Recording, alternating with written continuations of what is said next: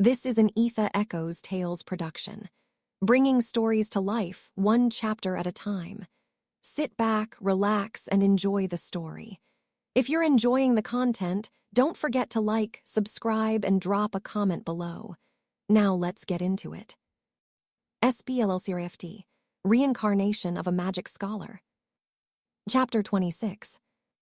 Take very good care of yourself and your mother, Jard, Alphonse said, already in the carriage.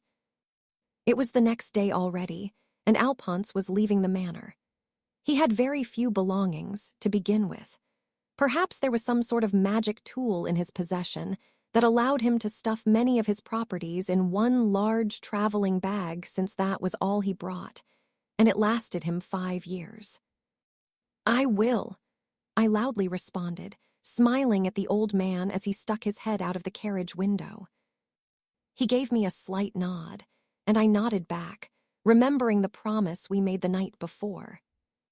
The many waves of darkness that filled the area dispersed, and finally, a semblance of normalcy returned.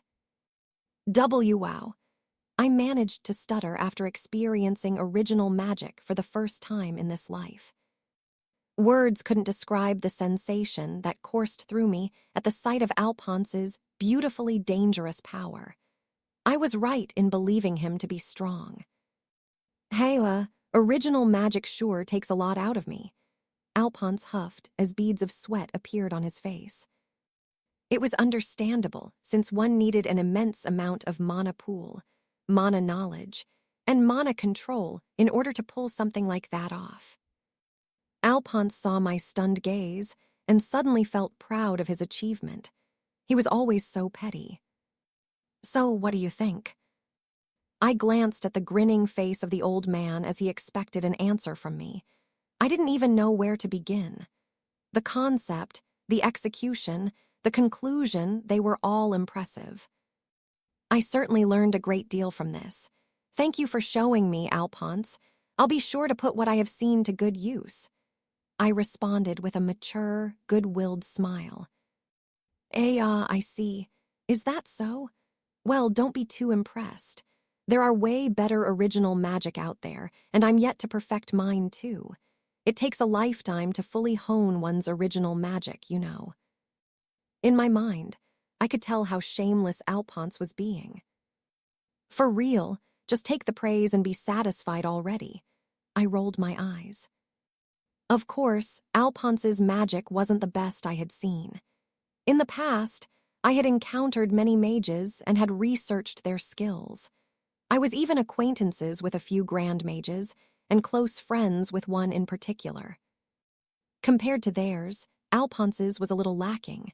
However, all magic is beautiful to me. I don't discriminate. "Jard, can you promise me one thing?" Alphonse's voice suddenly cut into my thoughts. I looked at him with curiosity and became a little stunned upon seeing his serious demeanor. It reminded me of earlier this afternoon. What is it?" "Promise me you'll keep yourself safe no matter what. It doesn't matter when or what the circumstances are. It doesn't matter what needs to be forfeited. Keep yourself safe. Can you promise me that?" Alphonse asked sincerely. Sure," I responded a little awkwardly. Shouldn't you say something like, protect your mother and keep her safe, though?" Upon hearing this, Alphonse burst out laughing. I stared at him weirdly, waiting for him to finally stop and fill me in on what was so funny. The old man placed his hand on my shoulder, and his smile vanished instantly. A serious, well-shaded expression formed on his face. "Jard, your mother, can take care of herself." Suddenly, memories of the past came rushing in. I recollected all the suplexes she had given Alphonse and the violent nature she exhibited. Instantly, my body stiffened, and I nodded mechanically to the equally terrified man. It appeared we had both been traumatized by that mother. There was also the fact that she was able to make the strongest advanced barrier magic so quickly, even though it resulted in mana shock. Understood. I gave him a thumbs up, and he responded with his as well. Finally removing his hand from my shoulder, Alphonse smiled and nodded proudly. You'll be leaving for the academy a week from now. While it's regrettable that I won't be around for your farewell party, I'll be sure to send my gift to you before your departure. My eyes beamed proudly at my master as I gratefully offered him my thanks.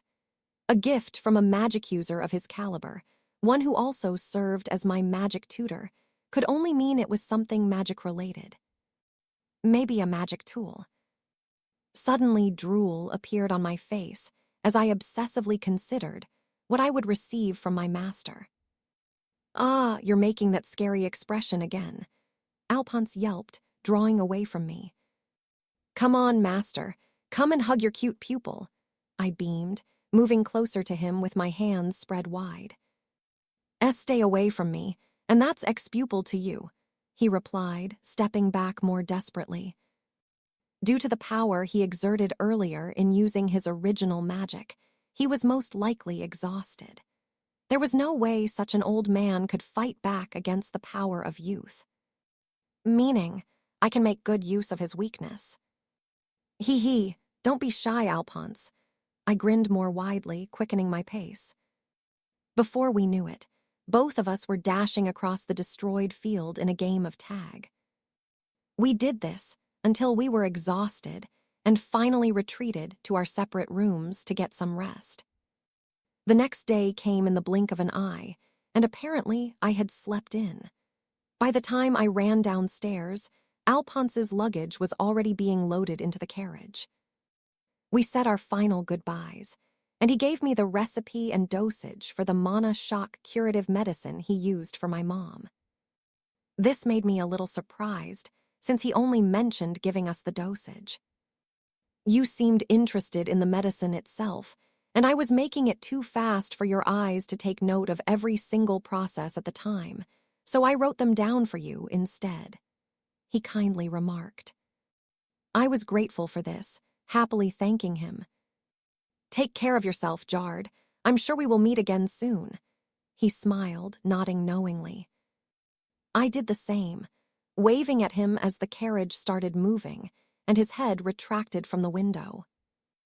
Goodbye, Alphonse, and thank you, I smiled. As I watched the carriage slowly vanish from sight, the reality dawned on me that I was finally a step closer to actualizing my dreams. And while there was a lot to be taken care of before then, it was still worth celebrating. Now then, I should start getting ready to take care of some loose ends. Chapter 27. It was a rough week for every member of the household. With my mother in a comatose state and my father currently absent, it was obvious that the manor was in a vulnerable state at that point. Realizing this, the chief butler and head maid made sure to compartmentalize information, making sure nothing was leaked to the outside world. More patrol duties were added to the guard's schedule, and I was guarded using an airtight formation. My room was surrounded by guards and magic barriers when I slept at night. It was the same for my mother. They weren't taking any chances. I suppose it's a good thing in its own way. The maids kept giving my mother the medicine based on the prescriptions given by Alphonse, and I made sure to supervise every step of it. One could call me a doting child, but I made sure to check up on Annabelle once in a while. The remaining time was spent mostly studying and meditating. There was no point in practicing magic at this point, since I had a lot of burning questions that only research could solve. My mother regained consciousness after 2 days of using the medicine, and finally, after 5 days following the incident, my mother was completely cured of mana shock. Of course, the first thing she did was to Jaredddd. Annabelle screamed my name, plunging into me as she gave me a tight hug. My body was enveloped in her embrace, as my face became buried in her massive boobs. Come on, woman, I'm a growing child. My mind rang as I struggled to maintain control. Due to my small size, She was able to easily overpower and carry me as if I was still a baby. Well, in all honesty, even if I was grown up, she would still be able to achieve that. After all that time with Alphonse, I smiled nervously. I was relieved to see her up and well, though, and so we engaged in heartwarming discussions. It was more of her asking me tons of questions, including what I had been doing during the time she was out of commission and how excited I was for the party holding soon. That's right, my send-off party. I had come of age and even passed my magic training with Alphonse. The other classes I had on etiquette and basic education had also been completed, so I was ready for the next step in my career. The Empire's Academy, Ainslark. In 2 days, I would be leaving for this educational institute to start a new life and further the depths of my knowledge and experience in magic and advanced studies. I was looking forward to it. Still, before then, a party was due. After all, the only child of the Leonard household would be heading to the academy. It was a thing of celebration, and I was the central figure. When will it be held? I asked my excited mother. Tomorrow night, before the morning when you leave for Ainslark, she replied, giggling. Oh, I can't believe I'll be leaving so soon. This still feels so unreal. My mother sensed my excitement and patted my head with a proud smile. You know, due to your low aptitude and talent, Alphonse and I thought you should register as a scholar in the academy. She smiled. Of course, I knew that. Those two were scheming behind me with good intentions to ensure I at least put my high amount of knowledge and smarts to good use. However, but you've proven yourself more than good enough to attend as a magic user. I'm so proud of you, my child. She proceeded to once again hug me, something I was already used to at this point. Surprisingly, this time, it wasn't the usual tight embrace. Annabelle's hug was light and warm. I could feel her tremble slightly and break into a silent sob. I'm so proud of you, Jard, she whispered. It made me remember my former parents. I did nothing but cause trouble for them and even looked down on them as a kid, since they had no magic. Yet they always stuck by me. It was unfortunate that by the time I became a great sage and finally became acknowledged by the whole world, those two had already died. I often wondered to myself what they would have said if they were alive to see all I had achieved. My heart still aches thinking about it. I loved them so much, and it was clear that they loved me more. Would they have told me they were proud of me? Would they embrace me the same way my new mother did? Thank you for everything. I'm so happy I made you proud. I burst into tears as I said those words, hugging my mom back with my shaky hands. I didn't know if my words were wholly directed at just Annabelle, or also my dead parents in my past life. No, they were for both of them. This warm feeling I had within me, I was never going to forget it. Just watch, Annabelle. I'll make sure to become the greatest mage ever before you die. My mind rang as my hands rightly gripped her more. So, don't die before then, okay, Mum? Before I knew it, the night of the following day had arrived. I was shocked beyond words by the sight before me. When I heard it was a farewell party, I had thought it would be one where my mom and the rest of the household ate and shared the night. To think it was something like this. Cheers to Jard Leonard, first son of the Leonard family. A thunderous multitude of voices boomed across the large hall where the party was being held. Countless people raised their glasses in cheers. Many smiled and laughed. The number of people were more than I could count. Some faces I recognized, and others I had no idea of who they were. Was this my farewell party? No, it was a freaking. Chapter 28. Strange faces, endless chatter, stifling air, such were the things that permeated the environment I found myself in. To say I was shocked would be an understatement. This is, I mumbled, not knowing how to address what was meant to be my party. Do you like it, Jard? I made sure to invite everyone from our territory, at least, those who could make it. Annabelle, my diabolical mother, asked me. I wanted to give her a crude face and question her decision, but upon meeting her excited gaze and innocent smile, I decided against it. This woman, I gritted my teeth powerlessly. Of course, Mom, I love it. A kind, cheerful voice leaked out of my lips. Embarrassing as it was, I had to play the part. We had guests, after all. The guests we had numbered hundreds, but our large hall was more than enough to accommodate them. It took the shape of a ball or a standing party where no chairs were in sight. Light meals such as cakes, sweets, and cookies were served. The sweet scent of their milky flavor wafted in the air, coupled with the strong and bold whiff of wine.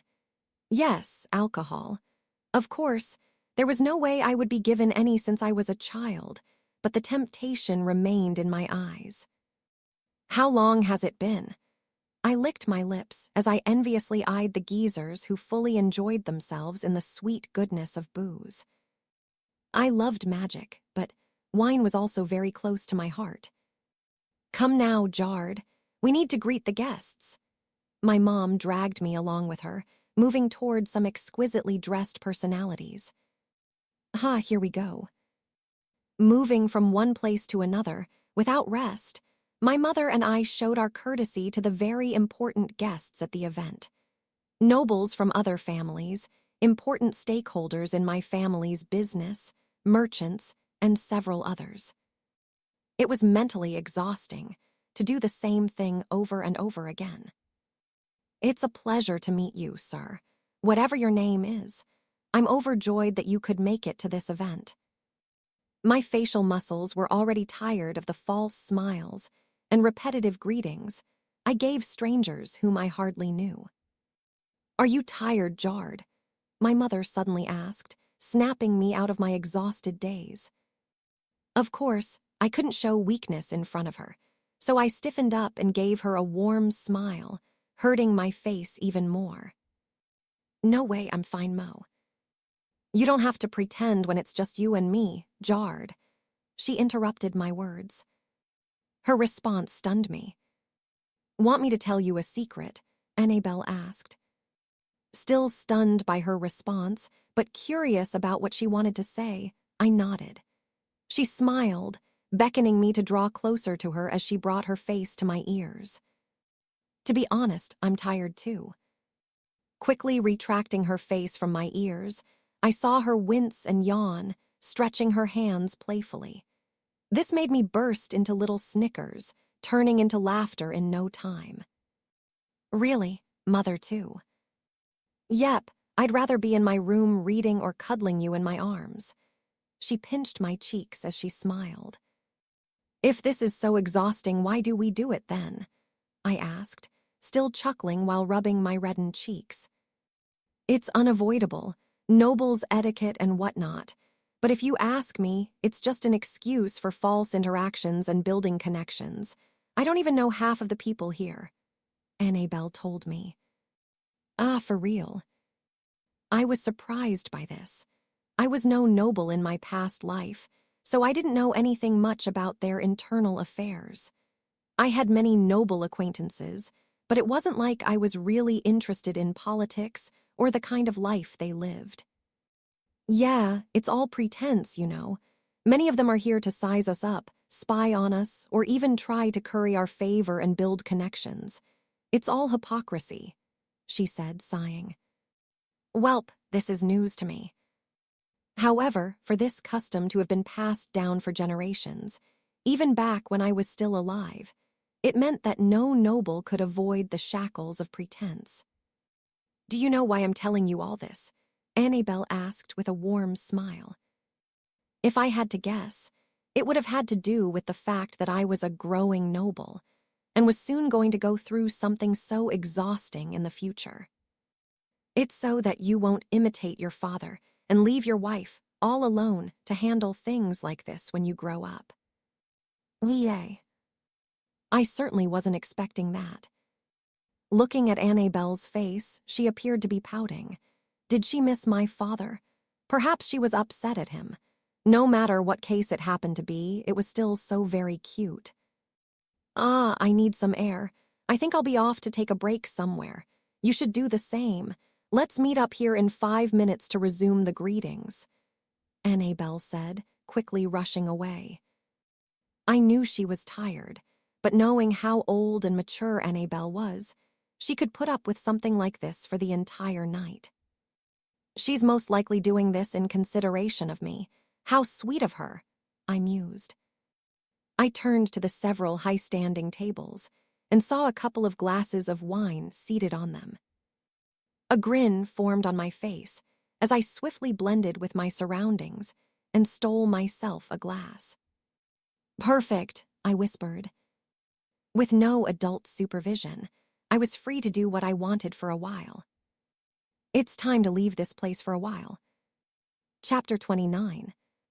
Stealing away from the crowd, I was certain no one noticed my exit. In a place with hundreds of people who had different motives, they were certain to miss a young boy holding a glass of wine, make that 2 glasses of wine, leaving the hall. I made my way downstairs, through the auxiliary passageway that only members of the household knew of.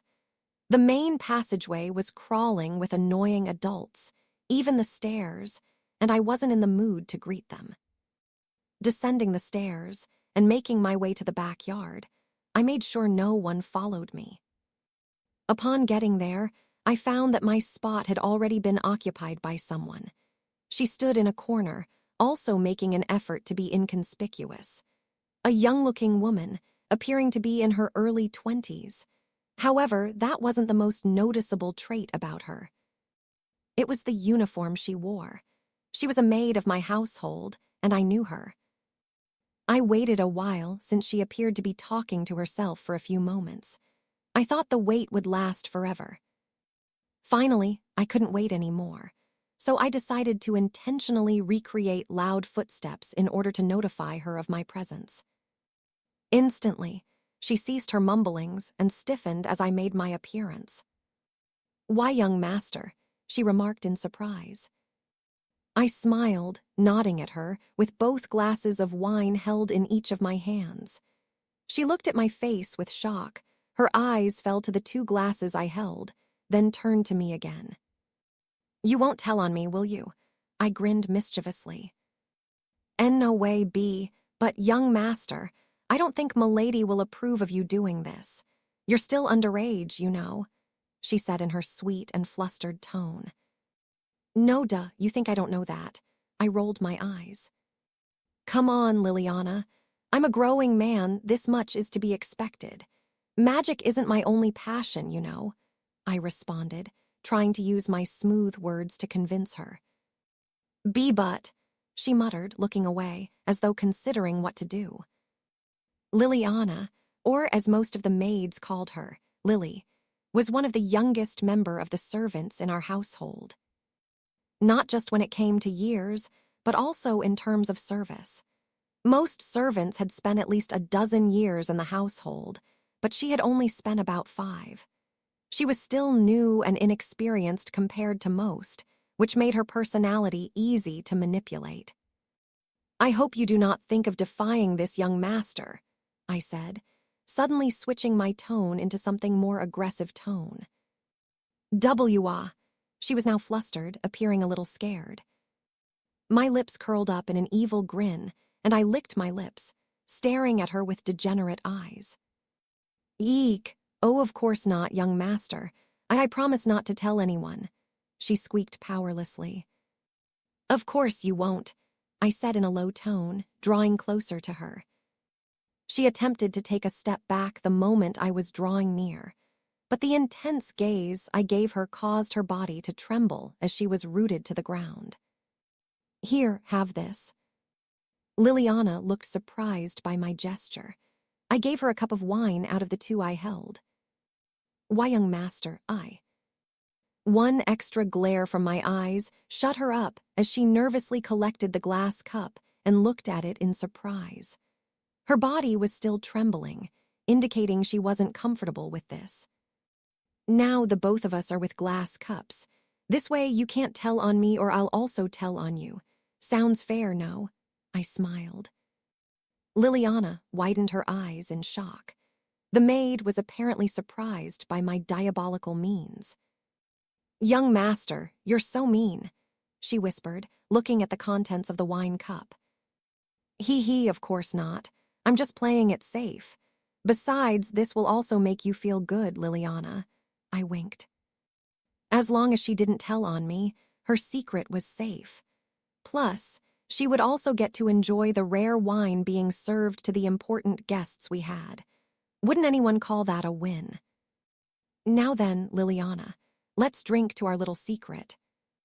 She nodded hesitantly, taking the glass of wine and sniffing it, testing it out with her tongue, swirling it around as it mixed with her tongue, and taking it down her throat in a refreshing manner. As I downed my glass, I curiously stared at her method of consuming the wine and smiled. Liliana, you sure are an expert at drinking wine. Are you sure this is your first glass? I grinned.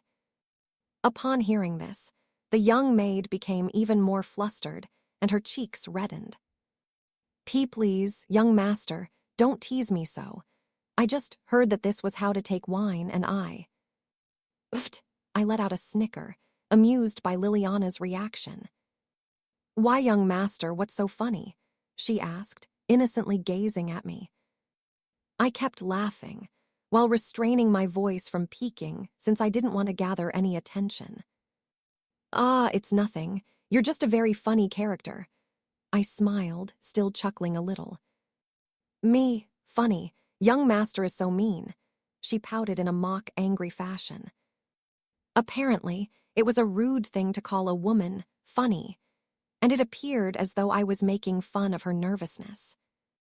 All things considered, she was still a maid, and I was the young master of this noble family. She was certainly in the right to be nervous in our entire discourse. It's not that I'm mean, Liliana, you're just too nice. I smiled. She was surprised by me saying this, and a slight blush appeared on her face. She was such a charming young lady, beautiful, shy, mild, and extremely naive. Any man would want her just by her looks and personality alone, yet she worked as a maid. Why, young master, your praise is too much. I'm not that nice, I'm just inexperienced and... My grin became wider as she said this. No, you're really nice, Liliana, I repeated, interrupting her words. I stared at her with narrowed eyes, while having a dark smile on my face. The young maid looked stunned by my sudden change in expression, now looking more nervous. That is, when you're not trying to kill me. Chapter 30. What are you talking about? Young master. Liliana, the maid stared at me with confusion clearly written on her face. This act of hers nearly made me burst out in laughter, but I controlled myself. Now wasn't the time to be cheery. Oh, you're going to keep pretending, are you? I asked with a sly grin. Her eyes broadened in fear and shock at the sudden accusation I was rendering. The look she gave could have easily won me over if I wasn't certain. Still, Liliana appeared determined to keep up the farce and pretend to be none the wiser. Unfortunately for the maid, no act could save her now. That was quite an interesting conversation you were having just now before I arrived, I muttered. This caused her eyes to bulge. I was having a wonderful time listening in. You didn't have to stop when I walked in, you know. I could sense a form of unease suddenly descend upon her. Even if I had accidentally accused her of attempting to kill me, the mere mention of her earlier conversation had already set it in stone. Why, you heard? Her hushed voice sounded as she bowed her head. Yeah, I did your conversation with your employer. I heard it all. Moments earlier. Report your progress on the mission. A deep voice came out of a magic crystal that Liliana held. The young maid placed it close to her ears so she could listen in well, and also made sure it was close to her mouth to ensure she could respond with a low tone. There has been a slight change in plans. Due to an event that occurred 5 days ago, I saw an opportunity and took action. Liliana responded in a hushed tone. Oh, for you to have acted without receiving an order, that's very unlike of you. Tilda the voice responded. Liliana gave a dark smile. It was unavoidable. He surprised me, as well as everyone else who watched him on that occasion. I determined that it was in our best interest to eliminate him on the spot. Tilda surprised you. In what way, Tilda? His magic prowess and abilities are beyond normal. If left on his own for a few more years, that child will pose a major threat to us. He grows even more powerful daily, and that makes him unpredictable and dangerous, Liliana said, now frowning a little.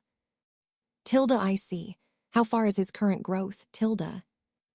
He should currently still possess a white mana core grade. However, he has cast multiple spells at once that includes different elements simultaneously. Tilda, that's impossible, the man on the other end exclaimed. I wouldn't have believed it if I didn't see it myself. He was also able to combine his basic spells to create an intermediate-level lightning magic. Tilda, lightning magic. That's one of the most difficult aspects of elemental magic, and you're telling me he pulled off an intermediate level 1, Tilda? Yes, Liliana aptly replied. It appeared her employer was just as bewildered as her. This gave her enough justification for her actions. You are right. His growth is indeed scary. I understand your actions. Still, it was a bit risky, don't you think, Tilda? What can I say? It was a good opportunity and a nice excuse to kill the target. If it meant completing the mission and making it look like an accident, then I had to take it. For a brief moment, there was silence. Then, the crystal hummed a little, and the voice of whoever was on the other end resumed his speech. Tilda, and how did it turn out? Did you succeed, Tilda? Liliana gritted her teeth and clenched her fist a little. No, I did not. The pesky tutor and mother interrupted everything. It was a close call, though. You fool, you took such a huge risk and didn't even get the job done. Tilda the strange man's voice rose a little in annoyance. There's no need for concern. It was dismissed as an accident and no suspicion fell on me. Liliana responded instantly. She was a professional. Of course, she knew the appropriate time to take action and also how to plan ahead so that in an unlikely situation where her plan failed, she could escape any blame. Tilda, I see. Then I won't question you any further on the matter. However, you do remember what your mission still is, don't you? Tilda the man's voice had calmed down now. Of course, I am to integrate myself very deeply into his family, carefully watch over his growth, and then assassinate the target when the time is ripe, Liliana said, as though reciting a rhyme. It appears there will need to be a change of plans, then. From your statement, I take it the target won the bet with his tutor and will now be heading to the academy, correct, Tilda? Correct. That can't happen. I had hoped there would be more time, but it can't be helped, Tilda. A broad smile formed on Liliana's face as she knew what would come next from her employer's mouth. Your mission has been altered. The execution date has been shortened. You are to kill the target before he leaves for the academy, use whatever means necessary. Her lips curled, displaying a sadistic grin. The whites of Liliana's teeth were openly shown as her eyes expressed eagerness to complete the mission. Understood, she said, licking her lips. After such a long time, playing maid, it's finally time to kill. I've been itching for this for so long. Tilda, now then, I suppose it's time to Tilda. Before her employer could conclude his statement, Liliana heard sounds of incoming footsteps and quickly deactivated her communication tool. Hiding it within her maid outfit, she looked to see who it was, feigning surprise. And to her genuine surprise, the one who appeared was none other than her target himself, The young master jarred. Chapter 31. The present. I heard it all, Liliana, if that's even your real name. I smiled, watching the maid's drooped head slowly rise. That's too bad, then. Her voice sounded, slowly morphing from the kind and gentle tone she was using to a more twisted one. She lifted her head a D, smiled obsessively at me, widening her eyes to make a sick expression. I was going to make your death as sweet and painless as possible since you have been such a nice kid, but it appears I'll have to change my plans. Liliana licked her lips. Who was she kidding? This was probably more preferable to her since she could kill me in the most gruesome way allowed by her mission. I know her type, and they are all crazy. Liliana, who was taking steps back in retreat, now slowly started advancing toward me. As she did so, I took slow steps backward too. Obviously, I didn't want her any close to me. You're not as nice as I thought, jarred. Sneaking up on people, overhearing them, teasing this kind maid with wine and threats, and now running away from me. How mean you are, young master. I'm truly hurt, she said in a mocking tone. Her intense gaze told me otherwise, though. She was clearly enjoying the thrill. Ha, is that so? I answered, showing a little nervousness. You fool. You should have just kept quiet about the whole thing. If you had done that, instead of acting all cocky and running your mouth, then maybe you could live to see the night. Okay, that was too much. I couldn't hold it in any more.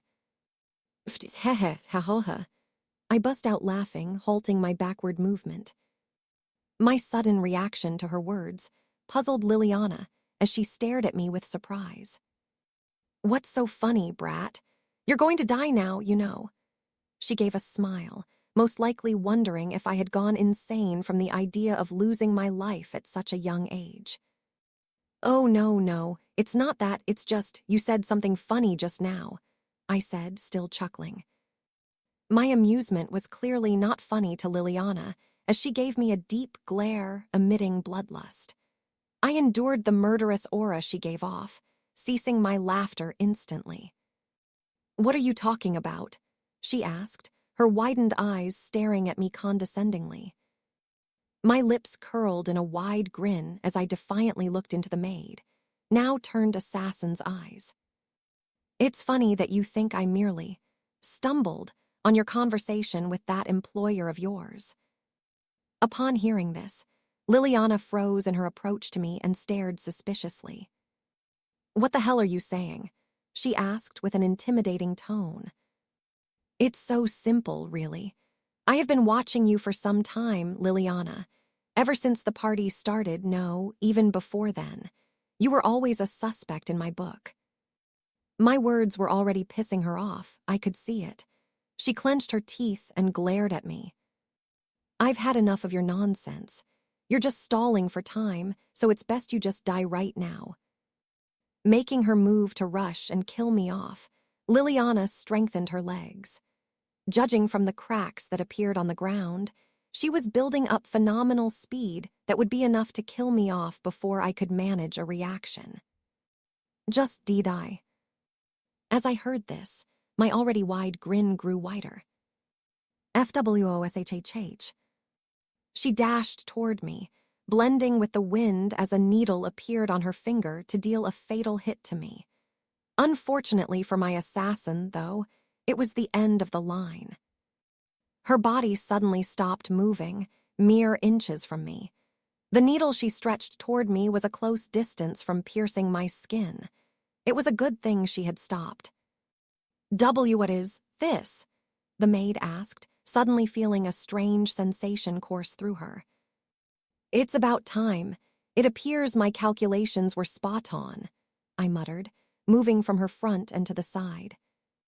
I can't, move, she stuttered, even struggling to speak. Her eyes glared hatefully at me, with both suspicion and a hint of fear. Of course, and that's a good thing. I would be dead otherwise, I answered. Why you did this? What did you do? Finally, she was asking the right question. Welp, now the answer to that is quite interesting. But first, let's put this away, I said, taking a hold of the needle she gripped tightly. Her fingers became loose at the touch of my hand, and without any resistance, I was able to obtain her killing instrument. I'm certain you have more on you, but there's no need to strip you of any other weapon. You won't be able to use them anyway, I stated. Why you? Liliana growled. The answer can be found in the wine you just consumed, I answered, taking the cup she held in her second hand. I placed both needle and wine glass on the ground while staring at her amusedly. The expression of shock on her face was second to none. That's right, I already drugged it. Did you really think I would confront you without a countermeasure? The chemicals in the wine induce paralysis, though they only take effect when rapid action is taken and your muscles are in a state of excitement. This would make the muscles tense up, causing the drugs to harden said muscles and ensure the one who consumed it becomes numb. How did you get such a drug? You didn't even know I was an assassin until moments ago. There's no way to procure a paralytic drug from anywhere around here. I checked, Liliana said, still not believing my words. You're right. There's no way to get a paralytic drug around. Plus, with my age and the constant supervision of everyone around, it's not like I can make shady deals to obtain a drug. That's why I did get it. The drug that's currently taking effect within you, I made it. My voice rang in her ears as I condescendingly smiled at her.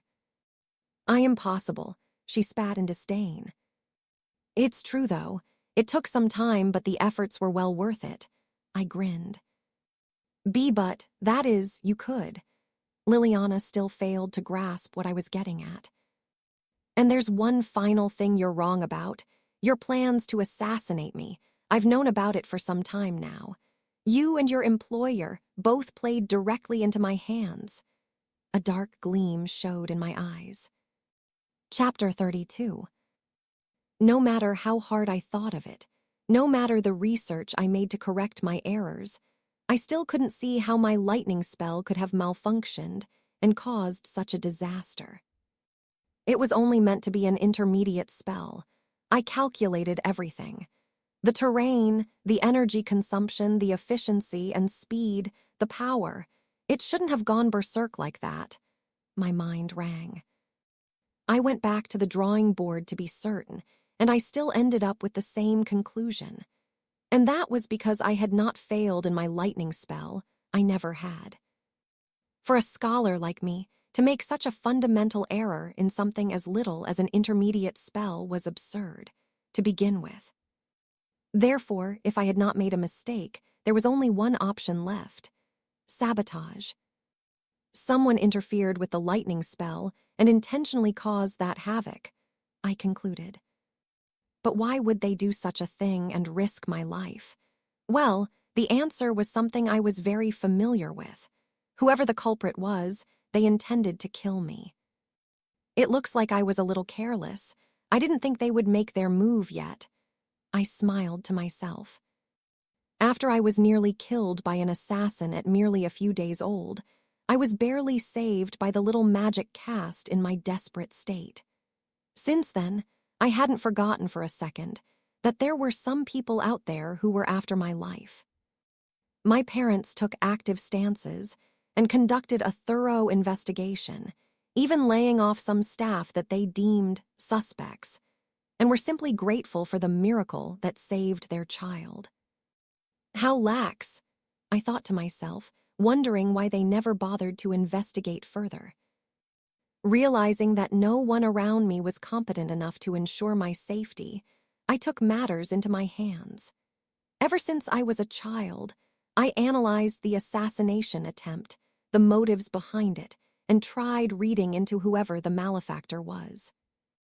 About 5 years ago, my mother employed a new set of staff, since laying off so many people at once put a strain on the remaining members of our household.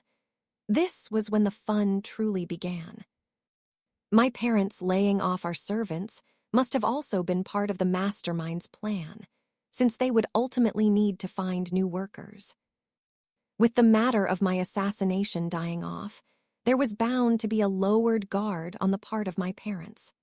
Of course, they only selected trustworthy individuals to work as maids, but it wasn't impossible for the enemy to blend into the new batch of servants. I made sure to memorize the faces, names, and identities of every new member of our household. I also took deep cognizance of their positions within the house. Of the several who were employed, my suspicion fell on 3. One was a tutor of mine who taught me basic ethics and manners. He was way too nice and forgiving, so I assumed he had ulterior motives. Plus, he had such a sensitive role in my life. The proximity was frightening. The second was a cook. He was added to the chefs responsible for the meals to be eaten by my mother and me. That was also quite a sensitive role. Finally, my last suspect was Liliana. She was merely a cleaning maid. Her role was not too conspicuous, and her proximity to me and my mother was fairly average. However, that was exactly what made her suspicious. She doesn't stand out, she never gets into any trouble, and everyone around her likes her. She was often flustered when I spoke to her, clumsy in duties as a result of her shy nature, and was the most subservient and sweetest servant in the house, with no flaws at all. However, those charms couldn't fool me. She's merely acting flustered to cover up her inexperience in her maid duties. She acts nice and aims for perfection because she must be a professional at pretense. Her face and body are the very definitions of beauty. It's questionable how someone like her became a maid, to begin with. Men would have taken her as their wife long ago, and it wouldn't be difficult finding a suitor with her personality. Even if he's a lowly noble, her life would be far better than this. Of course, I showed no bias and investigated every one of my suspects to the most of my abilities. Whenever I wasn't training with Alphonse or engaged in my personal activities, I made sure to analyze their movements and mannerisms. Using the elimination game, I struck them out one at a time. My etiquette teacher left after I was done with my training, not making any move on me. This left only the Jez, the cook, and Liliana, the cleaning maid. What made Liliana the prime suspect, and my assassin, was that she gave herself away during my last match with Alphonse. The lightning strike incident, where almost all the servants gathered to watch, the servants with exception to the personal cooks who were tasked with preparing our meals, so we wouldn't be hungry after my fight with Alphonse was over. Jez was in the kitchen, and since I kept close tabs on him, I was certain he didn't witness my fight with Alphonse. The only one among my prime suspects who did was Liliana. She's the next assassin, I smiled. However, discovering someone is a killer, and turning the tables on them are two different things entirely. Chapter 33. Her record is flawless, so there's no real evidence that she's an assassin. Even if I were to report her to my mum without any evidence, it would just be dismissed. Annabelle would probably think I didn't like Liliana or something, and since my mother was so kind, she wouldn't throw a kind girl like her out of our household. Plus, I'm still only a child. There's a limit to how credible I am. Using this rationale, I realized that I needed to take matters into my hands. However, even that posed another problem. Liliana is a magic user, and judging from the fact that she was able to interfere with my spell, it means she must be a high-level one. During magic training with Alphonse, the magic sensors are deactivated, since magic would be used in the courtyard. All the spectating servants were in the courtyard's borders, so if one of them used magic, no alarm would go off. It was a perfect stage. I have to admit, I was careless. I didn't foresee them making a move back then, but with the benefit of hindsight, it all makes sense. With my current magic power, Directly facing a very skilled magic user who was intent on killing me would be very risky and suicidal. I wasn't going to take any chances. Fortunately, the whole disaster brought a solution to my grasp. Alphonse's use of herbs to cure my mom of her mana shock. That's it, I beamed. Alphonse left the next day after the incident, giving me the recipe for the mana shock cure. I also went to the library and took several books on herbs and their uses, spending some time in our family's greenhouse, and familiarized myself with the wonders of nature. It took me 5 days, but I finally figured out the perfect concoction to use. It left no traces, was perfectly odorless, tasteless, and would get the job done. Of course, I tweaked the effects a little to ensure the herbs produced the results I wanted. They're all comprised of chemicals, and ultimately, it's the chemicals that are needed to complete the job. Using distillation techniques, I separated the unnecessary parts of the herbs and relied solely on the chemical extracts to produce my end result. With this, there was only one thing left to do: wait for the appointed time and execute the mission. The party was more perfect than I could have imagined. It made everything so much easier, and I was extremely happy about Annabelle's thoughtlessness, though I showed the opposite. With so many people present, it posed the perfect opportunity for the deed to be done. Unfortunately, my mother dragged me along to greet the guests, taking away any free time I had to execute my plans. It wasn't all bad, though, since by mingling, I could still keep tabs on Liliana. As the party furthered, I noticed that our dear maid was displaying subtle, yet suspicious signs, and would soon leave the party. There was no way I could miss this chance. I began to express exhaustion and moved sluggishly while making my facial expression appear tired. Of course, my mom, being who she was, noticed this in no time. Annabelle was too considerate for her own good, and there was no way she would let me keep greeting people when I was tired. "Let's meet up in 5 minutes to resume the greetings." Annabelle smiled at me. I was glad the plan worked well, spotting that Liliana was already exiting through the secret path. Taking 2 glasses of wine, which I deemed fit for the potion I made, I took my leave from the party as well. On my way, I drugged the appropriate wine glass and made my way to the inconspicuous part of the backyard garden where Liliana had decided to communicate with her employer. It seemed like she was only talking to herself, but I knew better. A grin formed on my face as I listened into their conversation. As I overheard them, I went over what I learned in the past week. Liliana only spoke to her employer once in a while. After her failed attempts at assassinating me, I knew she would try speaking to him as soon as possible. However, if she did so, it was sure that Liliana would be ordered to speed up the assassination and would kill me before I completed the drug I was in the process of making. Therefore, the perfect solution for that was the consequences brought about by Annabelle's mana shock. The entire household became busy, and patrols were held more often. With security and surveillance now tighter than ever, Liliana couldn't speak to her boss at all. The preparations for my party were also something that consumed everyone's time. With the maids being busier than usual, Liliana hardly had a moment to herself.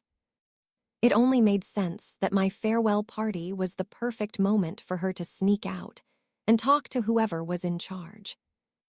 Upon hearing enough of their conversation, I was happy that the mastermind was indeed what I predicted. "Okay, that's enough, I don't have all day," I reasoned, feigning footsteps. This caught Liliana's attention, bringing us to the situation we found ourselves in now. "Do you understand now?" I asked, smiling playfully at the petrified young lady. Her eyes bulged in shock as she absorbed everything I told her. "You thought of all that." Her lips moved slowly. Of course, a mere child couldn't think so far ahead, and plan things so meticulously. I relied on this fact in the execution of my plans. Even if the drug was undetectable, it wasn't completely so. If Liliana, as an assassin, was wary of me, I was certain she could be able to figure out my intentions to poison her. However, since I was a child, she let her guard down. She gratefully took the wine and swallowed it in such a refined way, confirming my suspicions once again that she was no mere maid. "So, any further questions?" I asked, leaning close to Liliana's face. With her glare and my grin directly opposite each other, it was checkmate. Chapter 34. "You brat," Liliana muttered, straining her voice. It was no use, yet the captured woman still seemed not have given in to the situation.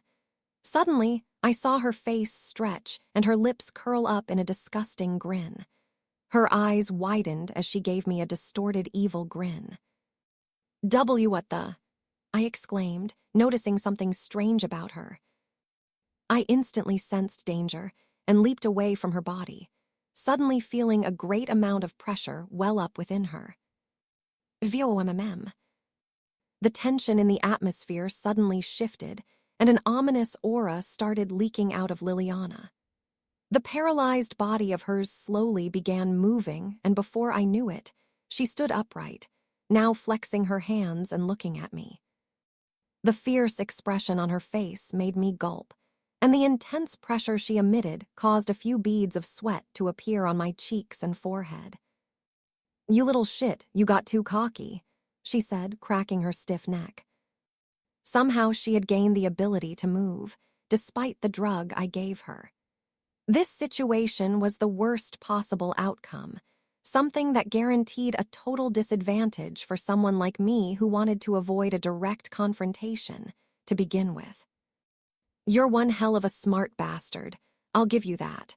I didn't think you planned that far ahead and played me for a fool."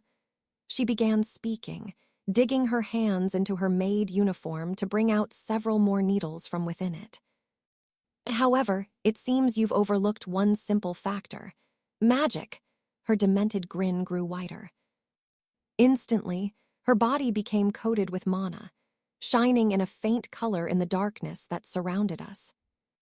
Why are you using magic? The alarms will be sure to," I said, showing nervousness. "Don't bother. No one will be coming to your aid and no alarm will be set off," Liliana stated, clearly enjoying how my eyes darted all around me. What did you do?" I burst out, glaring at the devilish assassin. "You really didn't think this through, did you? I was using magic to communicate with my employer, yet the magic detector never picked up the mana being used to transmit our sounds." She smiled. "Ah." My eyes bulged as more sweat ran down my cheeks. "That's right. For a few minutes, I can disable the magic detector with a counter-magic tool, a jammer to be precise," she replied, bringing out a tiny object from her maid outfit. Just how many things does she have hidden underneath that garment? My mind rang. It's a good thing you blabbed away like a fool while I slowly used my magic to cure myself of the paralytic effects of the drug you gave me, undoing its effects," Liliana remarked. "My body still feels weak, and my nerves aren't in their top form, but with enhancement magic, that poses no problem. It appears your plan has failed, you lose." Apparently, it was checkmate. Was I being in too much of a hurry? Did I rush things too much? Had I underestimated my opponent? Liliana began advancing slowly, filling the needles she had with magic. This caused the tiny, sharp spikes of death to glow light blue. "You had me flustered for a second, but this is truly the end. I'll wrap things up quickly since I can't use the jammer for very long. It's a shame. I really would have enjoyed making you suffer." With this final statement, and a cruel smile clearly written on her face, Liliana lunged at me, having 3 needles on each hand, interlocked between her fingers. A single hit would prove fatal since she was targeting compromising spots in my body. I'm too slow to dodge her enhanced movements. The magically strengthened needles will easily tear through my skin like butter and pierce even my most inner recesses. As her pace quickened and dust flew from the contact her feet made with the ground, it appeared as though I neared my death. I should have known that she would be able to use magic. Since Liliana was able to interfere with my lightning magic, she had to be a skilled mage. Using healing magic and enhancements were not beyond her. "Now die, brat," she yelled excitedly. If only I had thought of it, I would have made a countermeasure. Why didn't I think of a scenario like this?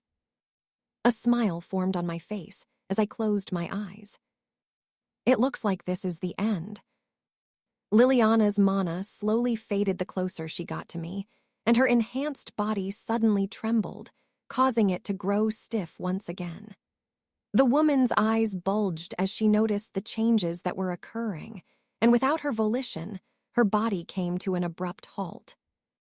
I opened my eyes to find her needles once again close to my body, merely inches apart. Her body trembled, and it was clear the young lady had lost control. She suddenly lost her ability to speak, and her face depicted severe pain and shock. My smile grew wider, and the scared, shocked, and flustered look I had feigned vanished. Instead, my expression was replaced with a condescending one. With a stoic face and dead, cold eyes, I stared at the suffering woman. Her eyes depicted that she had tons of questions, which was totally understandable. Anyone who witnessed the scene would be confused. "You stalled for time by letting me waste my time explaining the details of my plans to you. You healed yourself with magic and enhanced your body so it would be in an optimal state. You killed me and completed your mission. The end," I mumbled, walking past her while observing her frozen body. She seemed to be trying to say something, struggling to form words, but it was of no use. At least, that was how it was supposed to go. "Right, Liliana. However, this sudden situation has occurred, and you have no idea what has happened." I circled the poor maid, like a shark revolving around its prey, finally arriving once again in front of her. "You must be utterly confused right now. I should enlighten you, shouldn't I?" Chapter 35. "You must be utterly confused right now. I should enlighten you, shouldn't I said, stroking Liliana's cheeks lightly as I watched her glare stiffen, relax, and stiffen once more. The assassin had made two errors in her judgment. They both stemmed from the fact that once again, she underestimated me. Who could blame her?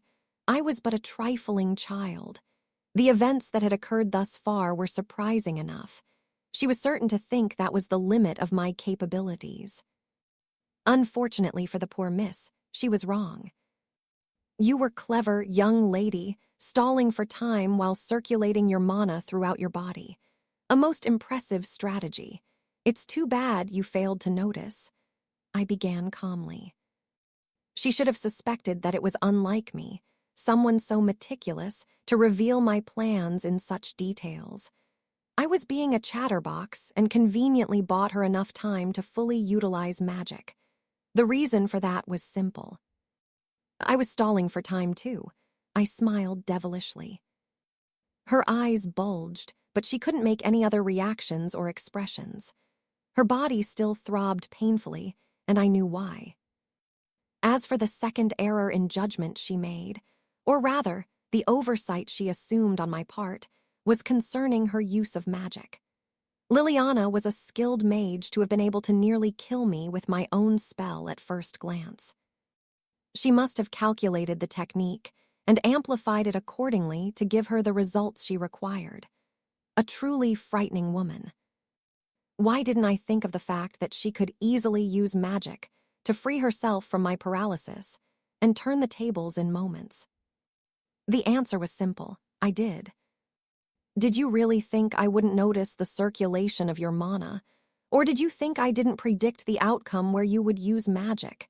In fact, I counted on it, I said, taking a few steps back while looking at the sky. I inhaled slowly, enjoying the night breeze. Now that things had progressed so far, there was no need to be tense anymore. Liliana, or whatever your name is, do you know what is happening to you right now?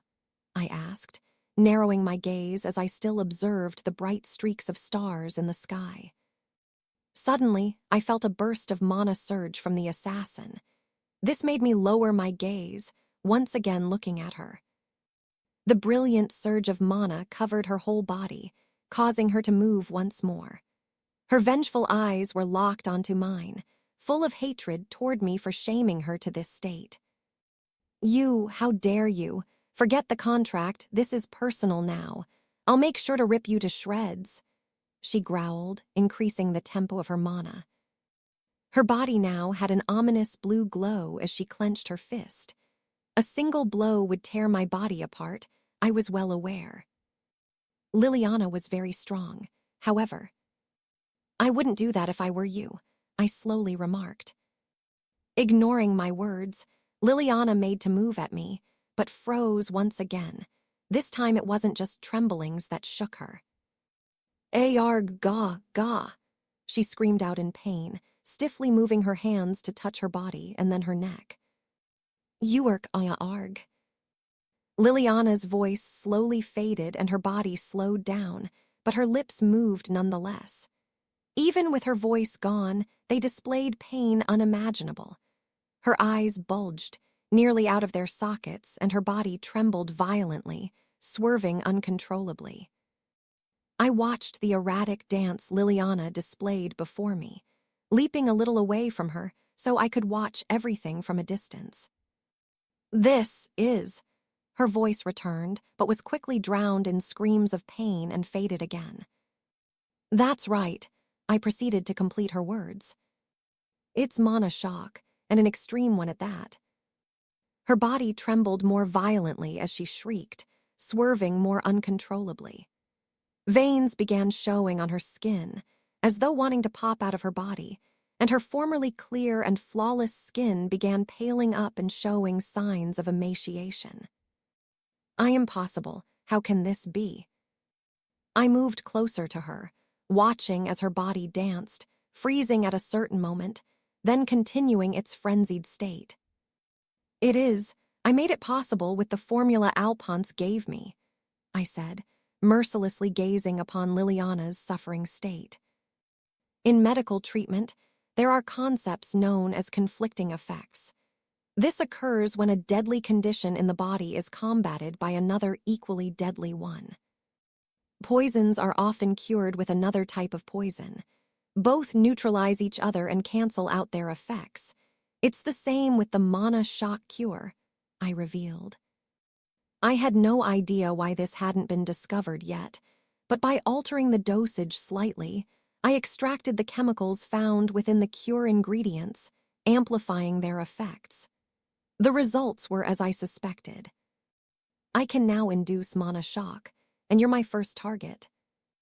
Although this was no ordinary condition. Unlike the case with my mother, Liliana suffered one even worse.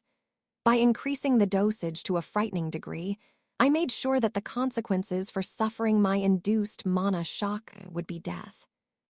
The moment you decided to use magic against me, it was all over.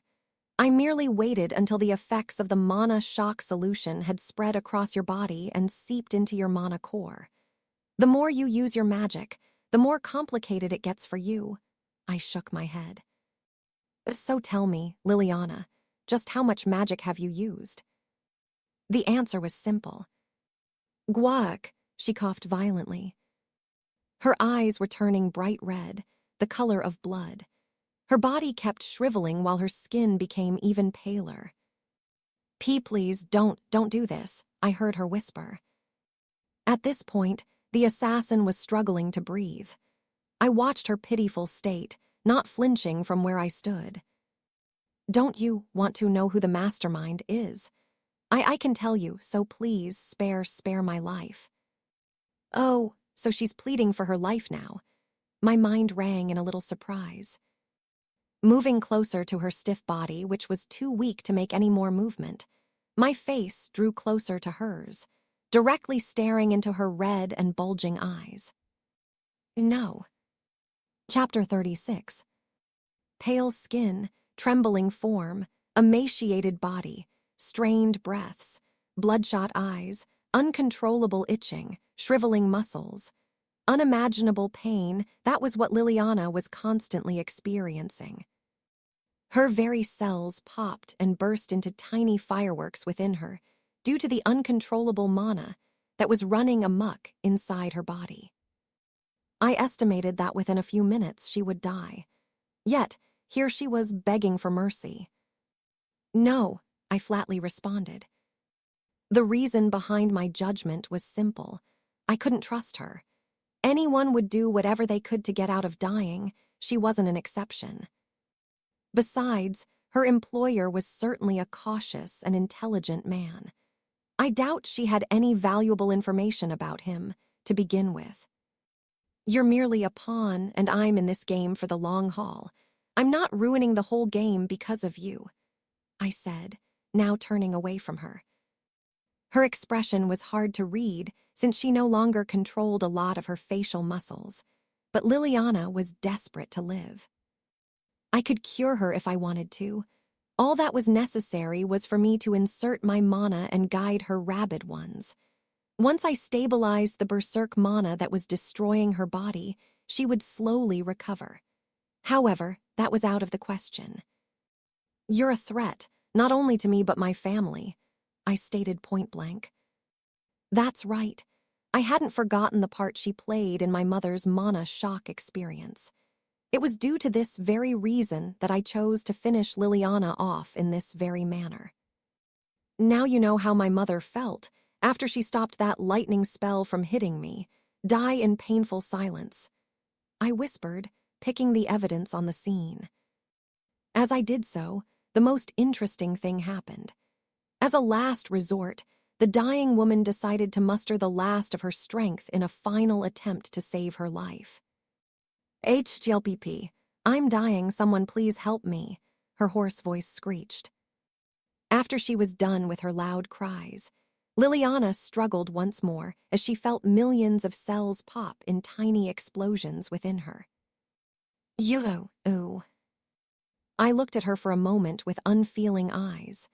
To think she would do something like that, how utterly stupid. We have hundreds of guests. The music, chatter, and commotion being generated prevent anyone from being able to hear your voice. All you've done is nothing short of a meaningless bark of a powerless cur. You will die here, and no one will come to save you. With my final words, I picked up my glass cup and hers, departing to where I came from. Ascending the stairs, my face was too tired to display much emotion which I had pretended to have throughout the night. No, for far longer. In the few moments of solitude given to me, I had a stoic, cold look in my eyes as I climbed the stairs. It's a good thing mana shock is such an easy way to kill. Not only does it immobilize the target, but it also prevents them from utilizing their greatest assets, magic. Even the greatest of mages were powerless without magic. The potion also rapidly killed cells in the body and dried up the body. By the time Liliana would be found tomorrow, she was most likely going to be a husk. It takes too long, though. I should take that into account. My thoughts trailed. If I tweaked the formula a little, perhaps I could make a more efficient poison superior to the mana shock inducer.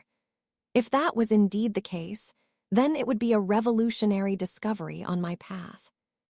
I returned to the party and was met with the unsuspecting gazes of our guests. At this point, I had already donned my kind and innocent smile, once again navigating my way around the large hall. There you are, Jard. I've been looking all over for you, Annabelle, my sweet mother, called out. I looked to my far right and spotted her. In a few moments, we were reunited, and I gave her an awkward smile. Gee, I really can't let you out of my sight, can I? You spent way more than the agreed-upon time, she said, knocking my head a little. Ow, Mom, that's too violent for a noble, wouldn't you say? I said, sulking a little. I gave a teasing laugh which made Annabelle realize I was messing with her. However, since we were surrounded by so many witnesses, she was powerless against me. It's not like she'll give me a suplex in front of everyone here, I reasoned. I didn't want to push my luck, though, so I didn't take the tease any further than that. Did you at least get some rest? She asked, not failing to give me her usual motherly stare. Yeah, I did. I feel better than ever now. I smiled broadly and energetically at Annabelle. She seemed relieved to hear this, and just as agreed, we decided to continue the hypocrisy of greeting our very important guests. As I exchanged pleasantries with the strangers, my mind analyzed the events that had just taken place, as well as my plans for the future. Did I feel regret or guilt for killing Liliana? No. While it was unpleasant that I had to take a life at such a young age, there was no need to feel regretful about it. Ultimately, I had to make a choice. It was me or her. I chose me. More pleasantries were made, and I gave the same sickening laughter and smile to the boring old men and women around, failing to enjoy another glass of wine. It was exhausting, but I persisted. It was my last night in my household, and I wouldn't be returning for a while. Fortunately, I had taken care of our little mole before departing, and the ripples of my actions were sure to keep our family on their toes. As for the mastermind, whoever he was, I hadn't given up on him, not by a long shot. I would find him and kill him, just as he tried to do to me. It's just as Alphonse made me promise, no matter what happens. Laughs and cheers drowned the atmosphere. More noises that seemed like intelligible chatter continued ringing in my ears. Yet, my resolute heart remained. It matters not how it's done. It matters not what ends up being sacrificed. I won't lose. In the end, the final victor of everything will be me. I was given a second chance for a reason. I wasn't going to let it end so soon. In this life, I was determined to live a wholesome, fulfilled life alongside my family. I wasn't going to lose anyone close to me, and I was definitely not intent on losing my own life. Until I reached the very roots I sought after in my past life and become satisfied with my journey in magic, no one was allowed to kill me or anyone I loved. My mother, my tutor, my father, and the new friends I would be making soon, none of them were allowed to die. With an outward bright smile, yet a cold and unfeeling gaze on the inside, I perceived the entire room. Despite all that had happened, only one thought kept appearing in my mind, and it was never going to disappear. No matter what, I will survive. Chapter 37. It's finally time. Jard, I'll miss you. As Annabelle's sweet sobs rang in my ears, I stared lovingly at my mother. Somehow, why did it feel as though I was the father, and she was the daughter who didn't want me to leave or something? I gave her my usual charming smile, the best a 12-year-old could come up with, and reassured my mother. I'll be fine, Mom, I promise. Besides, this is for the best, my voice trailed.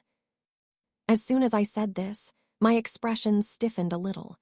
She had to admit this was the best alternative, not just for my growth as a magic user, but for my safety. To know the reason for that, one would have to backtrack to the discovery the servants made early this morning. After the party ended late in the night, and our guests left, I was escorted to my room in order to get enough rest for my journey the next day. My mother also went to her room to relax, since she had exerted herself a great deal to accommodate guests. The servants took care of everything, making sure the cleaning and disposal of wastes were expertly taken care of. Since I was still mulling over the incidents of what happened during the party, I couldn't sleep. My mind was working, and I was studying various ways to alter the original poison I concocted to create a more potent dosage and reduce its circulation time. I could hear slight whispers across the hallway, excited sounds of servants concerning the party we just had, as well as the luxurious foods they got to enjoy as a result of the party. Out of all the things I overheard while in my study, something stood out. Who knows where Liliana is? I haven't seen her all evening.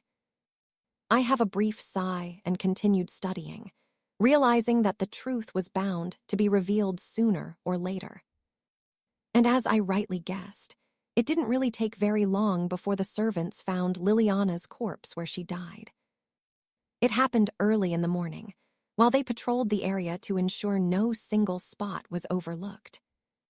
It was no understatement to say that everyone in the house was roused as a result of the loud shrieks brought about by the servants when they saw Liliana's shriveled-up body. I was told to remain in my room when the servants revealed the situation to my mom, but after insisting on seeing it for myself, my mother allowed me to witness the scene. When we saw her, she was like this. I don't know how it happened or what could have caused something like this, but the servants spoke, clear emotions obvious from the tone they used. My body twitched when I finally saw Liliana after leaving her to die the previous night. It was just as I thought. Her body was dried up till the bone, and her bloodshot eyes were nearly popped from their sockets. To say she was just an empty husk of flesh and bones would still not do the terrible sight justice. As soon as Annabelle saw this for herself, she regretted bringing me to the scene, but as it was too late, all she could do was cover my eyes and whisper comforting words to me. I found her words a little ironic, considering the fact that Liliana's killer was none other than her.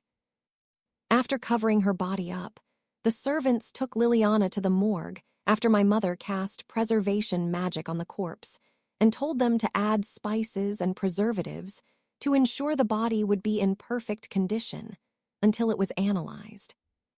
While Mana's shock caused Liliana's death, no one was aware of that fact yet. They never even considered it. Why? Because no one thought Liliana could use magic to begin with. Not even my mother. The maids and servants were employed from lineages incapable of magic, i.e. inepts. In the first instance, magic users wouldn't be working as maids when one considered it well. That was why Liliana's death was bizarre. The mystery remained unsolved even as I entered the special carriage prepared for me. I'll make sure to investigate it thoroughly, Jard. So don't worry about me or this household, okay? Just be safe. Annabelle smiled at me. I could tell that hidden behind that smile was the anxiety of a worrying mother. She was most likely scared to death for my well-being since another incident of murder had occurred within the Leonard estate, something that was rarely heard of among high-ranking nobles. My heart ached a little for Annabelle, but this was for the best. The autopsy and magic investigation will ultimately reveal her death to be from mana shock, as a result of the lingering traces of mana in her dead cells. Once that happened, Annabelle would slowly come to realize their ploy, and even though she won't understand why Liliana died without completing her mission to kill me, she'll be extra careful. The next time I return home, I'll be sure to find a much more impressive state of security. This way, Annabelle will be more motivated to protect herself. My thoughts trailed. Before I forget, Annabelle said, her expression depicting thoughts suddenly appearing in her head. She dipped her hand into her long robe and brought out a book from within it. It was dark brown, most likely made from good leather, and the parchments would also be high quality. Alphonse's gift came very late last night. You were already asleep, so I decided to wait till today, my mother said, smiling a little. Welp, I'm pretty sure I was still awake, though, I mused. I would have given you earlier, but this whole thing happened. And then before I knew it, the carriage was ready for your departure, and if I left her to herself, Annabelle was going to keep rambling, and there was no way I could have that. There were better things the both of us could be doing. I get it, Mom, thanks. I flashed a smile, proceeding to receive the book from Annabelle. Well, it appears I've kept you waiting long enough. You should go before I hog you even more for myself. Annabelle laughed. I laughed as well, and for a brief moment, we stared passionately and lovingly at each other. The bond between myself and this woman, even though it was only for 12 years, was one I would forever cherish. By Jard, my child, I love you. Embarrassing as it was, I pursed my lips and opened them, responding with the exact same words as my mom. I love you too, Mom. And I absolutely meant it. The carriage suddenly started moving slowly as the coachman stirred the horses into motion. Jerked by the propulsion of the vehicle, my thoughts shook a little, and a question that had been puzzling me for years suddenly appeared. Bonds, love, relationship. So far, I had made so many, but the most bizarre one was still with my magic tutor, who was still a stranger to me. And so, as I slowly moved away from the loving gaze of my mother, curiosity got the best of me, and I had to speak. Mom, my voice called out to Annabelle. Her eyes lit up in surprise, wondering what else I wanted to say. Who exactly is Alphonse? The burning question within me, and one of the few mysteries I had yet to uncover in all my life, was now laid bare before the one who knew the answer. Upon hearing my question, my mother made a spurting sound of laughter as she remained standing amusedly. Oof, to think you're just asking me this now. As the carriage drew further away, her voice grew fainter, replaced by the sounds of turning wheels and the clamping of horse hooves on the ground. Still, my eyes were fixated on Annabelle's face as she gave me the answer. My eyes bulged as soon as I read her lips and heard the faint whispers of the truth that was never told to me all this time. Alphonse was your grandfather and my own father, Annabelle said. Chapter 38. She smiled lovingly at me, waving me goodbye. I was too stunned to reciprocate her energy, waving only in a stunned state. While her answer explained a lot of things, it caused even more questions. To think my own grandfather had been my tutor for so long, and I was left unaware. Mum calls him Alphonse. I called him that too. Other than the slight display of affection they displayed once in a while, I couldn't sense any kind of family bond. Still mumbling to myself, I looked at the book she had given me before I entered the carriage. Rubbing it slightly with my hand, I calmed myself. There had to be a reason for me not knowing of it. After I calmed down a little, I looked out the window and caught one final glimpse of Annabelle, as well as the few members of our household that saw me off. The rest of them were busy taking care of the mess that Liliana's death caused, as well as investigation if similar incidents had occurred in other areas. My farewell was not as exciting or emotional as expected. However, this much was enough. Soon, the manor began shrinking in size as I drifted further from it. Perspective made everything appear very little, and my mother vanished from sight. Smiling at myself, I retracted my head from the opening of the carriage window and gave sigh. I've become quite emotional, Shrugging off the sentiments welling up within me, I refrained from taking unnecessary thoughts. The book, let's see what Alphonse's gift was, or should I call him grandfather now? I whispered. No, that would just feel too weird. Opening the brown leather book, I saw a letter on the first page. The envelope had a red seal affixed on it, making me slightly curious. Only nobles and distinguished families used such seals. If I remember correctly, Annabelle is from a very distinguished magic-based family. I suppose it's true that Alphonse is her father, I reasoned. I impatiently opened the envelope, curious about its contents. As expected, a letter was within. The parchment in my hands was made from a very exquisite material, and the texture was soft as well as firm. I stretched it out so I could read the contents of the letter Alphonse sent. Looking through it, I smiled in nostalgia, reminded of my tutor. Dear Jard, how have you been? I'm sure by now you're on your way to the academy, since my letter will arrive late. Knowing Anne Belle, I'm sure she'll only give you in the morning, on your way to the academy.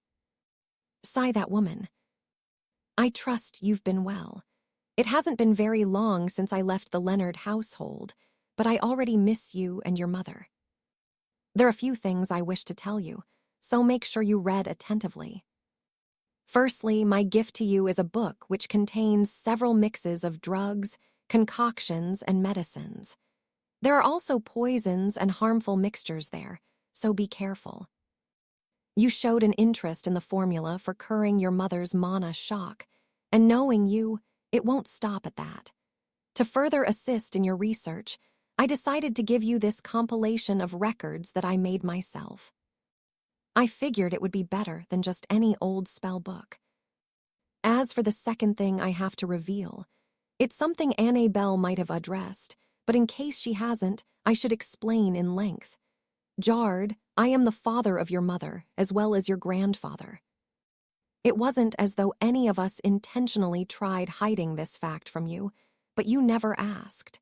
The reason you may not have noticed this is because of our family customs.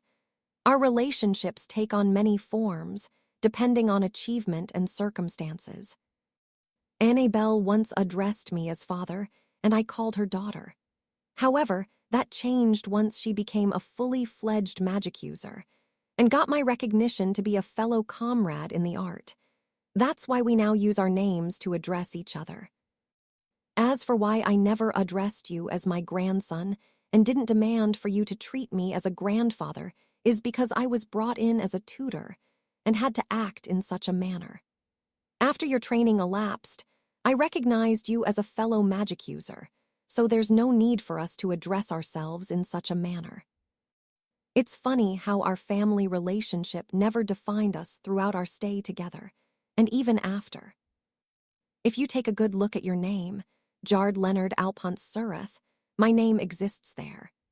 This is because my magic-oriented household's name is the Alphonse household, and my true name is Alphonse Gerald IV.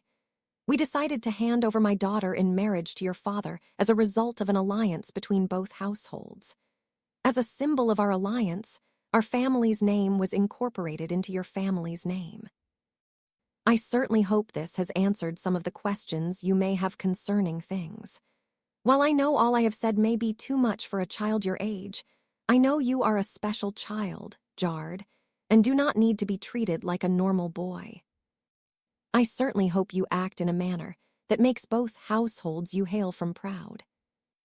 As a pupil who passed under my wing, and as my beloved grandchild, I certainly hope to hear of your exploits in Ainslark.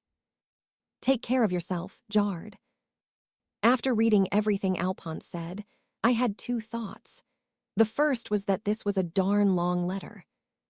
He could have told me all this during one of the times we goofed off. This is a lot to take in so suddenly, damn it, my thoughts rang. After taking a few moments to sort through everything I read, a smile formed on my face. The second thought I had, after reading his letter, was that of gratitude. I'm happy for this, Alphonse. I'll be sure to do my best. I grinned, a deep fire of determination burning in my eyes. Chapter 39. There are countless stories passed down from the times of old. Tales of mysteries that have yet to be deciphered. Legends of beings that defy imagination, and existences that have long since existed. Of these many tales, one of them has always been embedded into the hearts of men, the Celestial War. In a world of magic and swords, natural and supernatural, there were also bound to be concepts of gods and demons. Where there is light, there is bound to be darkness lurking about, and the existence of good births a notion of evil. And so, now lost to humanity and civility, far beyond the lands inhabited by beings of light, exists a kingdom of eternal darkness. The demon realm. In this world of the vilest creatures with the most depraved natures, something spectacular was occurring. It was a battle, one among two creatures of darkness. The stage was set, the spectators present, and the high seat was erected. With everyone watching and the two standing on stage, there was only one thing the denizens expected: a fight. No notice was given before both creatures lunged at each other. Like shadows piercing through the night, their distorted bodies exchanged blows, moving fluidly according to the tempo of battle and clashing. This frenzied dance lasted for so long, yet none landed a solid blow on the other. They kept attacking and defending, using all manner of abilities to achieve a stalemate. A swish. One of the fighters turned their limbs into blades, sending of charging at the other fighter, desperate to win. If no action was taken by the latter, they could lose their lives. However, it appeared the one on the other end of the blade was faster than the shadow who lunged the piercing attack. The shadow dodged the fatal hit, and in an instant vanished, becoming one with darkness. Puzzlement filled the eyes of the assaulter, trying to figure out the location of their target. The moment they realized what was going on, it was too late. A large spike, big enough to tear anyone to pieces, while sharp enough to rend even the toughest of materials, appeared from the ground, materializing from a shadow. A squish. It pierced the other dark being in the chest. The sudden force raised the wounded one high, unable to do much but struggle and squirm as a result of its body being impaled. The being's powerless struggle didn't last for long, as they turned into a shadow too, vanishing from the spike and materializing away from danger. After reaching a considerable distance from the spike, they fell to their knees, clutching the wide hole that appeared in their chest. Grunts of pain were heard, though the wounded one tried their best to stifle it. It still leaked out, and from the posture they made, it was clear to everyone who watched that the one who landed the first hit was superior. Like clockwork, the successful one appeared, returning from the shadow from where he disappeared to. They walked toward the kneeling one, already assured of victory. After all, this match had one simple rule. In order not to waste the time of those who watched, the first to land a dead hit would be the winner. Following the rules of the bout, the champion had been decided. Now standing before the loser as the sole winner of their bout, the shadowy figure gave a very condescending look to the one beneath him. I win, you lose, just as I told you before this all began. If the loser had teeth, they would grit them. Unfortunately, for beings of their race, such parts of the body didn't exist. The kneeling one could only clench their fist in powerlessness, realizing the loss and shame incurred on their person. I can still. The loser could not complete the statement, though. Even they were aware of their weakness and how much more powerful the adversary was. That is enough. A voice echoed from the highly esteemed seat of the most revered among those who watched. 7 seats were present there, indicating the highest members of the Society of Darkness, where the beings all resided. The highest seat, the one in the middle, was unoccupied. The supreme ruler of the realm of darkness was absent during such an occasion. However, no one thought it to be strange. No one could question the Demon King, after all. There was one other empty seat. It was the seat to the far left, the throne both shadow beings fought for. As for the voice that interrupted the fight, it belonged to none other than the second, in command of the forces within the demon realm. The results of the battle are obvious. The next 6th seat has been decided. A hushed silence spread across the open arena. None of the spectators could move or even utter a single word. This was a sacred moment, one that could not be tainted by the slightest bit of sound other than the one who would make the declaration. Khan, You are hereby stripped of your role as a demon lord. From now henceforth, the title Noir of Shadows shall be passed to the one who has bested you. He is now the new ruler of the shadow demon race, Noir of the 6 demon lords. Khan, the defeated, couldn't say a single word. He had lost, and in such a cruel world, it was only natural for the weaker one to lose everything to the strong. But to think the one he lost to was none other than his previous subordinate and right-hand man. Khan's fury, bitterness, and shame knew no bounds. Thus, the ceremony and rite of succession shall now begin.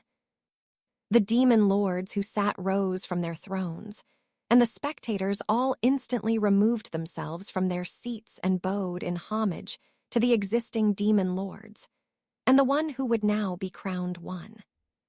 The rite began, and time elapsed. Finally, it was done. At this point, Khan was excused, cast out of the sight of everyone, and the attention of the masses was on their new leader. All hail Chiron, Noir of Shadows. The deafening cry of the leader of the demon lords echoed throughout the vast lands. In response, everyone who heard, whether spectators around the arena or denizens who were in their abode, all bowed and paid homage. Hail, hail, hail. A hail our demon lord, Noir of Shadows. The voices of the demons roared, and all were in the process of homage and reverence to the victor. All except Khan, the loser. The former demon lord narrowed his eyes, tightened his fist, and swore to himself on that very occasion. Even as he heard the deafening cries and hails of his successor, he could not accept it. I swear, I shall regain my position as demon lord, no matter the cost. At this point, there was no way to do that. However, no matter how long it took what he needed to do to earn it, Khan was prepared. To kill, to destroy, to plunder, to wage war.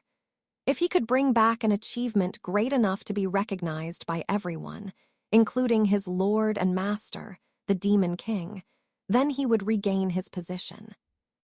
In a land full of darkness and strife, there was hardly any hope for ambition. All he had left for him was shame and reproach. To achieve his goals, Khan's eyes went beyond the dark plains that surrounded him and saw what lay behind the horizons. Light. If he couldn't achieve his ambitions in a land of evil and chaos, devoid of hope, he would find his answer in the very place where hope resided.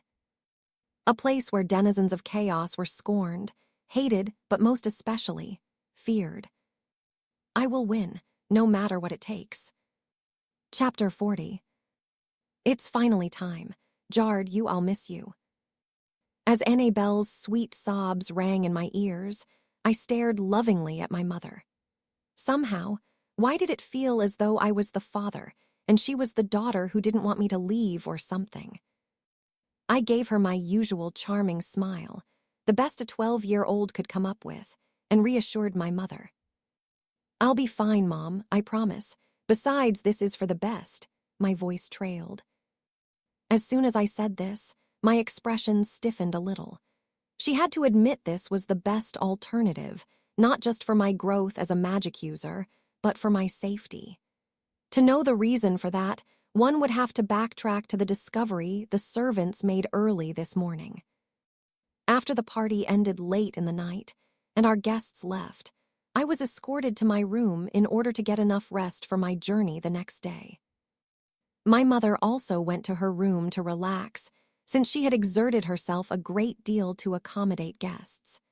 The servants took care of everything, making sure the cleaning and disposal of wastes were expertly taken care of. Since I was still mulling over the incidents of what happened during the party, I couldn't sleep. My mind was working, and I was studying various ways to alter the original poison I concocted to create a more potent dosage and reduce its circulation time.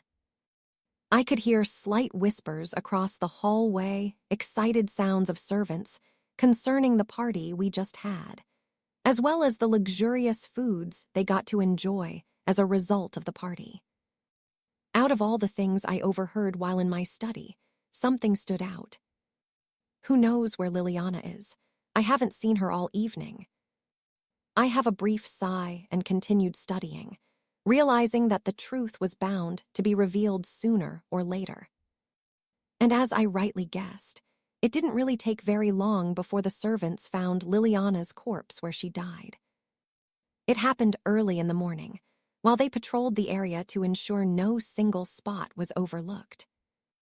It was no understatement to say that everyone in the house was roused as a result of the loud shrieks brought about by the servants when they saw Liliana's shriveled-up body. I was told to remain in my room when the servants revealed the situation to my mom, but after insisting on seeing it for myself, my mother allowed me to witness the scene. When we saw her, she was like this. I don't know how it happened or what could have caused something like this, but the servants spoke, clear emotions obvious from the tone they used. My body twitched when I finally saw Liliana after leaving her to die the previous night. It was just as I thought. Her body was dried up till the bone, and her bloodshot eyes were nearly popped from their sockets. To say she was just an empty husk of flesh and bones would still not do the terrible sight justice. As soon as Annabelle saw this for herself, she regretted bringing me to the scene, but as it was too late, all she could do was cover my eyes and whisper comforting words to me. I found her words a little ironic, considering the fact that Liliana's killer was none other than her.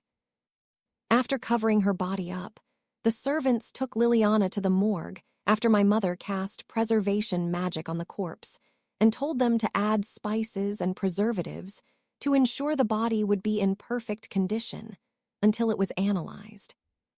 While Mana's shock caused Liliana's death, no one was aware of that fact yet. They never even considered it. Why? Because no one thought Liliana could use magic to begin with. Not even my mother. The maids and servants were employed from lineages incapable of magic, i.e. inepts. In the first instance, magic users wouldn't be working as maids when one considered it well. That was why Liliana's death was bizarre. The mystery remained unsolved even as I entered the special carriage prepared for me. I'll make sure to investigate it thoroughly, Jard. So don't worry about me or this household, okay? Just be safe. Annabelle smiled at me. I could tell that hidden behind that smile was the anxiety of a worrying mother. She was most likely scared to death for my well-being since another incident of murder had occurred within the Leonard estate, something that was rarely heard of among high-ranking nobles. My heart ached a little for Annabelle, but this was for the best. The autopsy and magic investigation will ultimately reveal her death to be from mana shock as a result of the lingering traces of mana in her dead cells. Once that happened, Annabelle would slowly come to realize their ploy, and even though she won't understand why Liliana died without completing her mission to kill me, she'll be extra careful. The next time I return home, I'll be sure to find a much more impressive state of security. This way, Annabelle will be more motivated to protect herself. My thoughts trailed. Before I forget, Annabelle said, her expression depicting thoughts suddenly appearing in her head. She dipped her hand into her long robe and brought out a book from within it. It was dark brown, most likely made from good leather, and the parchments would also be high quality. Alphonse's gift came very late last night. You were already asleep, so I decided to wait till today, my mother said, smiling a little. Welp, I'm pretty sure I was still awake, though, I mused. I would have given you earlier, but this whole thing happened. And then before I knew it, the carriage was ready for your departure, and if I left her to herself, Annabelle was going to keep rambling, and there was no way I could have that. There were better things the both of us could be doing. I get it, Mom, thanks. I flashed a smile, proceeding to receive the book from Annabelle. Well, it appears I've kept you waiting long enough. You should go before I hog you even more for myself. Annabelle laughed. I laughed as well, and for a brief moment, we stared passionately and lovingly at each other. The bond between myself and this woman, even though it was only for 12 years, was one I would forever cherish. By Jard, my child, I love you. Embarrassing as it was, I pursed my lips and opened them, responding with the exact same words as my mom. I love you too, Mom. And I absolutely meant it. The carriage suddenly started moving slowly as the coachman stirred the horses into motion. Jerked by the propulsion of the vehicle, my thoughts shook a little, and a question that had been puzzling me for years suddenly appeared. Bonds, love, relationship. So far, I had made so many, but the most bizarre one was still with my magic tutor, who was still a stranger to me. And so, as I slowly moved away from the loving gaze of my mother, curiosity got the best of me, and I had to speak. Mom, my voice called out to Annabelle. Her eyes lit up in surprise, wondering what else I wanted to say. Who exactly is Alphonse? The burning question within me, and one of the few mysteries I had yet to uncover in all my life, was now laid bare before the one who knew the answer. Upon hearing my question, my mother made a spurting sound of laughter as she remained standing amusedly. Oof, to think you're just asking me this now. As the carriage drew further away, her voice grew fainter, replaced by the sounds of turning wheels and the clamping of horse hooves on the ground. Still, my eyes were fixated on Annabelle's face as she gave me the answer. My eyes bulged as soon as I read her lips and heard the faint whispers of the truth that was never told to me all this time. Alphonse was your grandfather and my own father. Chapter 41. Grandfather. I mumbled in disbelief as the carriage took me further away from Annabelle. She smiled lovingly at me, waving me goodbye. I was too stunned to reciprocate her energy, waving only in a stunned state. While her answer explained a lot of things, it caused even more questions. To think my own grandfather had been my tutor for so long, and I was left unaware. Mum calls him Alphonse. I called him that too. Other than the slight display of affection they displayed once in a while, I couldn't sense any kind of family bond. Still mumbling to myself, I looked at the book she had given me before I entered the carriage. Rubbing it slightly with my hand, I calmed myself. There had to be a reason for me not knowing of it. After I calmed down a little, I looked out the window and caught one final glimpse of Annabelle, as well as the few members of our household that saw me off. The rest of them were busy taking care of the mess that Liliana's death caused, as well as investigating similar incidents that might have occurred in other areas. My farewell was not as exciting or emotional as expected. However, this much was enough. Soon, the manor began shrinking in size as I drifted further from it. Perspective made everything appear very little, and my mother vanished from sight. Smiling at myself, I retracted my head from the opening of the carriage window and sighed. I've become quite emotional, Shrugging off the sentiments welling up within me, I refrained from taking unnecessary thoughts. The book, let's see what Alphonse's gift was, or should I call him grandfather now? I whispered. No, that would just feel too weird. Opening the brown leather book, I saw a letter on the first page. The envelope had a red seal affixed to it, making me slightly curious. Only nobles and distinguished families used such seals. If I remember correctly, Annabelle is from a very distinguished magic-based family. I suppose it's true that Alphonse is her father, I reasoned. I impatiently opened the envelope, curious about its contents. As expected, a letter was within. The parchment in my hands was made from very exquisite material, and the texture was soft as well as firm. I stretched it out so I could read the contents of the letter Alphonse sent.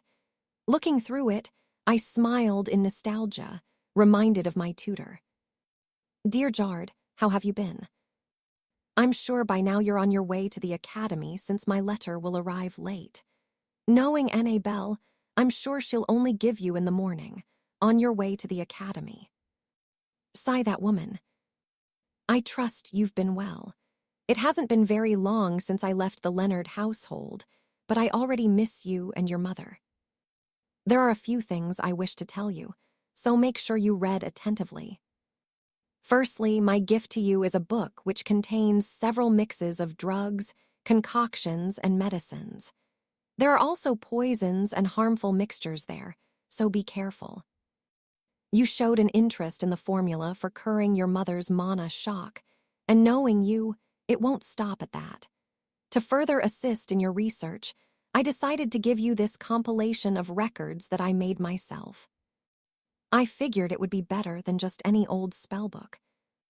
As for the second thing I have to reveal, it is something N.A. Bell might have addressed, but in case she hasn't, I should explain it in length. Jard, I am the father of your mother, as well as your grandfather.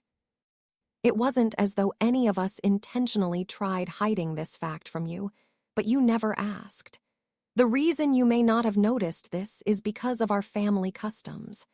Our relationships take on many forms, depending on achievement and circumstances. Annie Bell once addressed me as father, and I called her daughter. However, that changed once she became a fully fledged magic user, and got my recognition to be a comrade in the art. That's why we now use our names to address each other. As for why I never addressed you as my grandson and didn't demand you to treat me as a grandfather is because I was brought in as a tutor and had to act in such a manner. After your training elapsed, I recognized you as a fellow magic user, so there's no need for us to address ourselves in such a manner. It's funny how our family relationship never defined us throughout our stay together, and even after.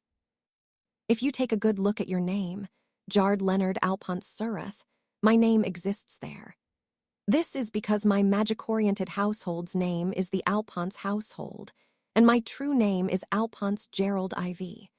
We decided to hand over my daughter in marriage to your father as a result of an alliance between both households. As a symbol of our alliance, our family's name was incorporated into your family's name.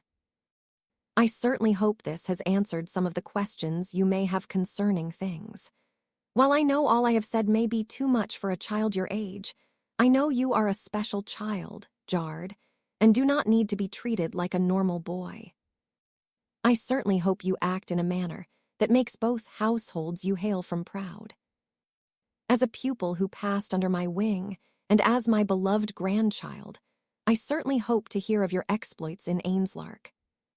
Take care of yourself, Jard. After reading everything Alphonse said, I had two thoughts. The first was that this was a darn long letter. He could have told me all this during one of the times we goofed off. This is a lot to take in so suddenly, damn it, my thoughts rang. After taking a few moments to sort through everything I read, a smile formed on my face. The second thought I had, after reading his letter, was that of gratitude. I'm happy for this, Alphonse. I'll be sure to do my best. I grinned, a deep fire of determination burning in my eyes. Chapter 42. The journey to the Ainslark Academy was estimated to take 5 to 7 days on carriage, even in good weather conditions. The reason for such a long lapse of time was because of the distance of our home from the school's location. Even though our family was a renowned noble family, a duke's one to be exact, our territory was quite far from the big cities in the Eastern Kingdom. How crazy was that? That was why my father often had to spend a great deal of time away from home. Since it was inconvenient, he kept commuting from his territory to the bustling cities, where his attention was mostly focused on. I had no idea the cause of such an anomaly, but since someone had to manage the vast lands far away from the kingdom's hub, my father's noble lineage was placed in charge of it. I didn't mind much, though. It was thanks to this that we hardly had guests come over, and even though I was already 12, I hadn't for once left our territory. As a shut-in such as myself, what more could I ask for? Well, those days were over now. The real world awaited, and though I had read enough about them in books as well as heard stories from Alphonse and Annabelle, going into unfamiliar territory gave me the chills. Using detailed maps of the Eastern Kingdom, the path we would be taking was already plotted out. The inns we would be staying in were also decided. It was at times like this that I wished teleportation magic existed. Well, it did, but using it could only allow the magic user to transverse short distances. It was also very rare and complex. Plus mana consumption. Perhaps this would be solved once I grew more as a magic user. The thrill of solving so many problems welled up within me as I smiled to myself in ecstasy. It's funny how long 5 days can be when all you do is sit in a carriage. It was very tortuous, and my butt ached so much. We rested every once in a while and made stops to stretch, but a greater deal of our time was spent on the road. To pass the time, I read the book Alphonse gifted to me. It was very interesting, and I couldn't wait till I applied all I was learning practically. Still, there was a limit to merely reading and being unable to practice what was being learned. The urge to practice disturbed me greatly, but I calmed myself with meditation. Since the carriage wobbled every now and then, it was very difficult forming my fourth mana core. The process was slow as heck too, so I decided to give up on the venture. The days moved slowly, but steadily, and finally, on the 7th day, we arrived at the city of our destination. "Young master, here we are, the academic city, Ainslark," my coachman said to me with excitement. I could tell that even he was relieved we had finally arrived at our destination. Other than myself, I felt more sorry for him, since he would be in even more hurt managing the ride. Well, my 2 escort guards were also to be considered, but they were mostly silent. It was almost as if they weren't even with us in the carriage. They must be following orders, maybe. My thoughts trailed. Still, laying eyes on the beautiful city before me, I couldn't help being in awe as a result of its beauty. Our carriage was greeted by the large city walls, totally unlike anything I had seen in our territory. This was a big place. We had passed by other cities on our way here, many of which were amazing too, but this was on another level. Amazing, my voice leaked out. Back in my days, such large structures were hardly seen, except in the palace, but my eyes saw several tall buildings within the city. Not to act like a country bumpkin, but it was still so incredible. Sure, it's been 528 years since I died, but to think so many things have changed. I beamed. The security at the city's gate looked quite troublesome, but my coachman was able to secure our entry with no difficulty at all. As we passed by the city's gates, I laid my eyes on the beautiful landscape of the city. It was truly a wonderful sight for the eyes. I looked out the window and saw a bustling city life. Structures such as cafes, many libraries, chill spots, shops of varying kinda, so many new things I hadn't seen back home and even in the past. As I took more exciting gazes around, my coachman interrupted my jumbled thoughts. "Shall we head straight for the academy, young master?" Upon hearing what he said, I ceased my sightseeing and appropriately comported myself. He must have noticed my interest in the city's structure since he bothered asking. As much as I wanted a tour of the place around, it would be selfish of me. Everyone must be tired at this point. Thanks to my discomfort on the carriage and requesting so many breaks, it took us 7 days to reach Ainslark when it would have taken us way less. I couldn't impose any more on these people. "Yes, let's see where I'll be studying," I smiled. The coachman nodded. Maybe it was my imagination, but I could swear that the man heaves a sigh of relief. Moving at a steady pace, since we were in the city, our carriage trailed across the main road tiled with luxurious stones. The streets were clean, and the people around gawked at our grand entry. After turning for some roots, we headed down a straight path to the massive structure that I realized was the academy. I had seen many drawings of the place, but since it was my first time gazing upon the place in person, I was nearly breathless. Even from our distance, I could tell that this was beyond a doubt the best academy in all of the Eastern Kingdom, Ainslark Academy. Chapter 43. Ainslark Academy. When considering the epitome of power and ability, a person had to possess some form of education in whatever art or craft they possessed. As the institute that stands above every other in the Eastern Kingdom, where I hail from, Ainslark is the dream of anyone who aims for the top. And there I was, standing before the gates of such a prestigious place. Having such a magnificent, shiny white surface, the large gate leading to the academy resembled a castle on its own. The towering building seemed to touch the clouds as the white gates stayed before it.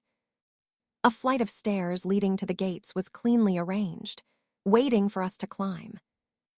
My coachman halted the carriage as we approached the gate, making a turn by the side so the horses stopped moving. Since it was directly beside the stairs leading to the higher platform where the gate was, I had no difficulty getting off. As soon as I got down, the two guards who served as my escorts did the same and walked beside me. The coachman nodded affirmatively at me, and I responded to his courteous expression. "Have a safe and productive time, young master," he said, before driving off with the carriage.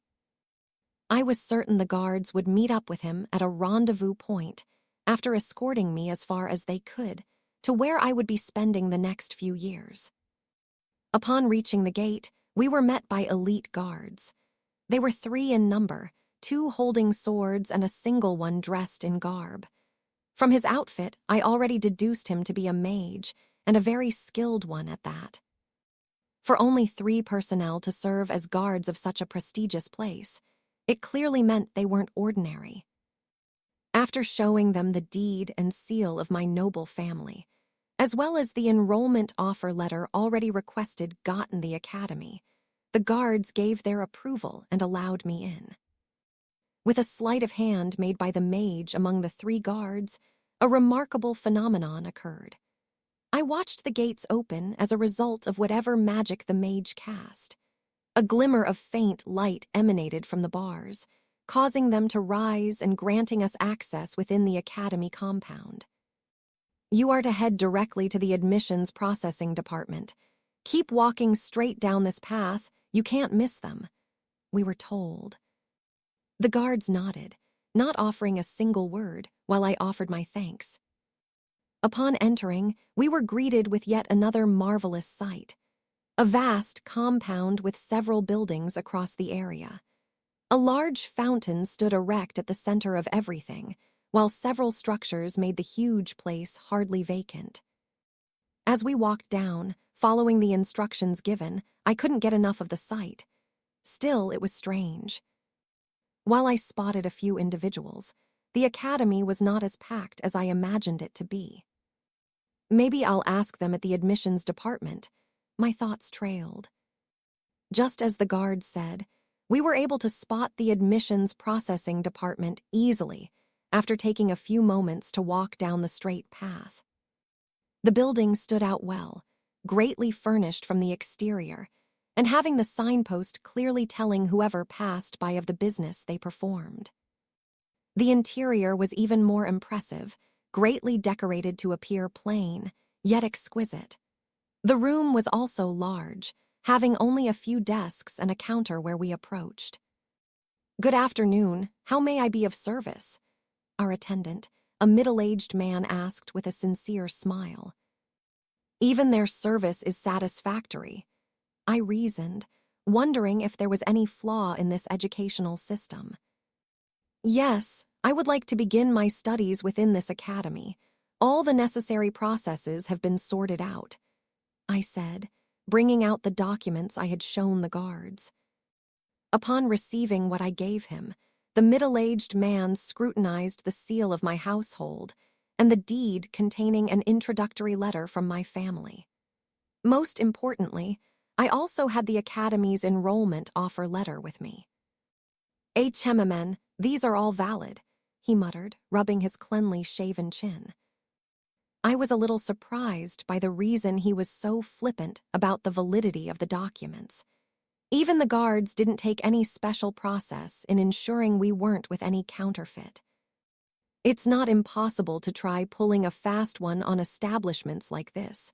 Why aren't they more serious about investigating if my documents are valid? I questioned internally. The man attending to us must have read my expression, since the next thing he did was smile at me and nod slightly. If you're wondering why we aren't being a little more serious about investigating the genuineness of your documents, it's because there is no need to. I was a little stunned by the man's words. Fortunately, he proceeded to explain himself. The letter sent by the Academy is made from a special kind of parchment that can only be gotten here and is enchanted with a secret spell, changed every year, with only those in the know who are aware of it. As such, no one can duplicate them.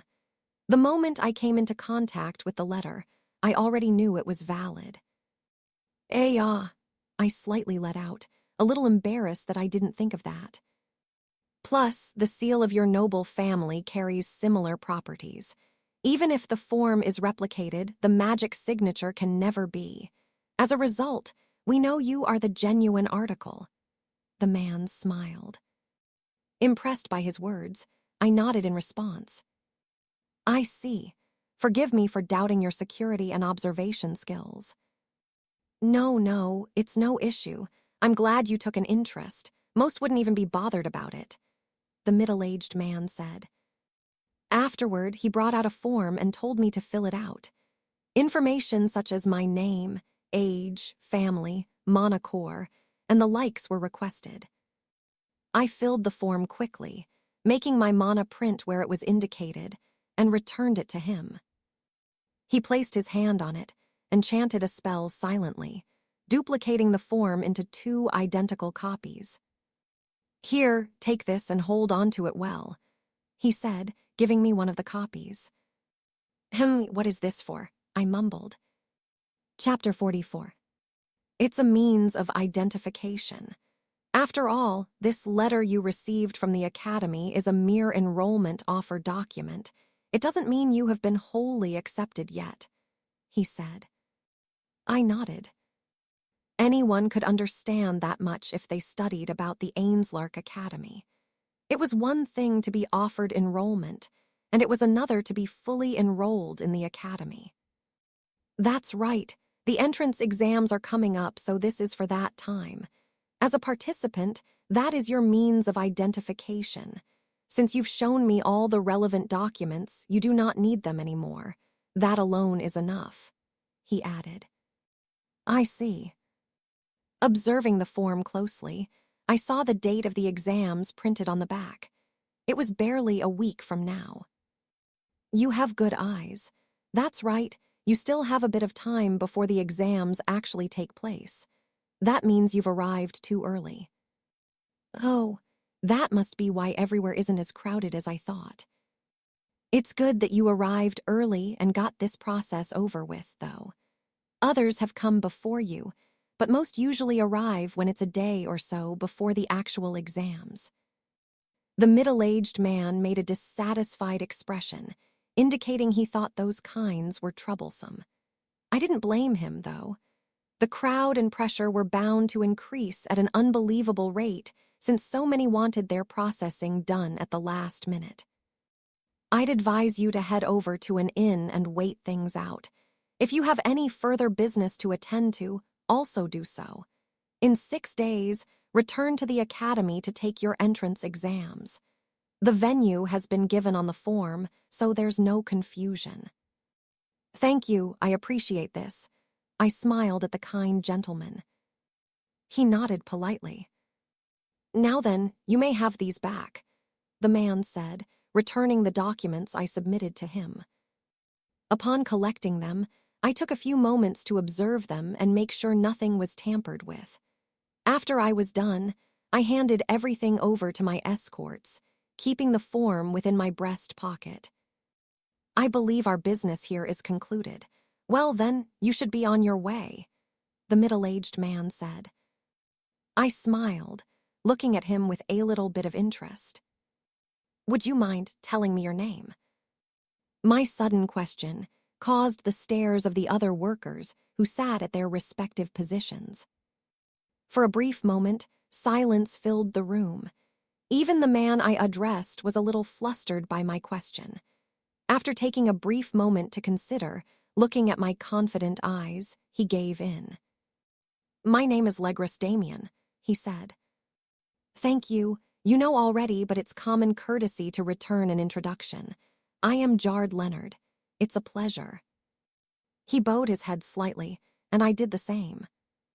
Well then, excuse us as we take our leave, I said, walking out of the office with my escorts. We left the building, which was yet silent, but I was not bothered in the slightest. My guards were the same, so it was no new thing. Young master, the coachman has already gone to secure the appropriate inn for you.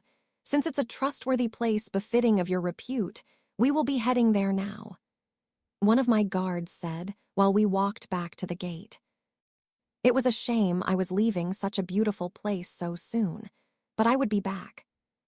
Ah, I see. Let us go then. I smiled, glancing a little in his direction. From the corner of my eye, I noticed the second escort looking a little peculiar, almost as though he wanted to say something. What's on your mind? I asked with slight curiosity. He remained mute, slightly shaking his head. I didn't know whether he was just being shy or rigid, but it still felt weird. I already had an idea of what he wanted to say, though. You're curious about the reason I behaved strangely in that office just now, right? I spoke more than I should have, treated someone with a far lower status cordially, and even requested for his name. You want to know the reason why, right? I asked. After taking a few moments of hesitation, the guard nodded his head. A smile formed on my face. Maybe my guards hadn't noticed it yet, but there was no way that man could fool me. The answer is simple. That mere attendant is very strong. A smile formed on my face as the gates were opened for us, allowing us to exit. Legris Damien. I'm not going to forget that name. Ha ha ha ha. What an interesting fellow. The man called Legris burst out laughing. This slightly startled the people who worked around him. Sir Legris, come on.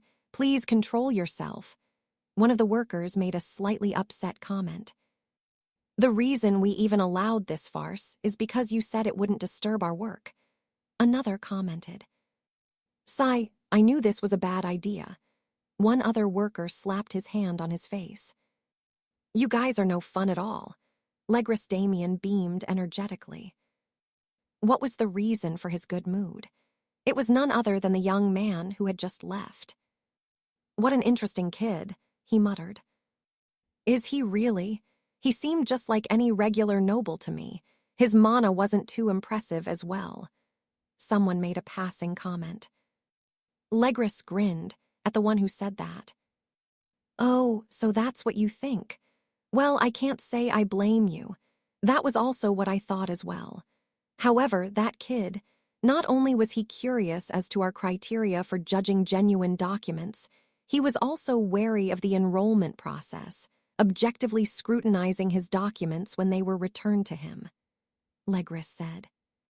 The workers looked at each other. True, those were peculiar traits, but that wasn't enough to prove the boy special. As much as he tried to hide it, I could also tell he was probing at my strength. That lad is more than he seems, Legris added. True, he even asked for your name, Sir Legris. The middle-aged man nodded, excitedly snapping his fingers. Exactly. He's the first to do all that. Legris had taken a keen interest in the child he just met, however, despite all he was just shown. There was one thing that stood out the most. Still, to think he's a pure white core at this age, awakened at 7 years, and from the Leonard family that hasn't produced a magic user in over 200 years. Interesting, Legris Damien muttered, still stroking his chin. No matter, we will meet soon again, jarred Leonard. Let's hope you pass the exams. Now I have one more thing to look forward to. Chapter 45. As expected, the inn had already been secured by my coachman, and the establishment was a pretty decent one. Since I didn't want to raise too high a profile, we rented 2 rooms. The rooms were fitted for 2 people, so one of my guards shared one with me, while the other was occupied by my coachman and the second guard. It was clean, spacious, and most importantly, quiet. The next 6 days should be over in a breeze. I grinned, taking a seat by the study that was located in a corner of the room. It appeared the inn owner thought of everything. Just as expected, the days went by quickly. Fortunately, the guards were usually outside or in the other room, patrolling and keeping a safe distance from mine while respecting my privacy. We only slept in the same room at night, but for the rest of the time, I was granted total freedom within the little space I was given. Food was provided for me after a thorough inspection by the guards in case of poisons, but I didn't mind. It was for my protection anyway. Of course, I also checked the food for poisons myself. The more I familiarized myself with the book Alphonse gave me, the more I came to respect medicines and also regard poisons. Using my alone time wisely, I spent it accumulating knowledge and circulating the mana within me on a few occasions. After most of the days passed, I decided to take a break from seriousness and enjoy myself a little, though for me research was also enjoyable in certain ways. I would like to take a look around the city, I explained to my guards. With the next day being the Ainslark entrance examinations, this would prove the best time to explore the city of Ainslark. After all, things would get busier after I got into the academy. As expected, it was an exciting place, the academic city of Ainslark. During my studies, I came to realize that this city was the 3rd largest in all of the Eastern Kingdom. The first was the capital, and the second was the merchant city. The academic city took 3rd place and stood as one of the firm grounds for the kingdom's power. As such, it was easy to deduce why I was so thrilled by the experience of burning the sights of every activity around into my eyes. Of course, this wasn't the only reason. My guards maintained a considerable distance from me in order not to draw attention to myself. Good grief, I sighed. Enjoying the evening breeze cooled the excitement that had built up these past couple of days, since tomorrow would be the big day.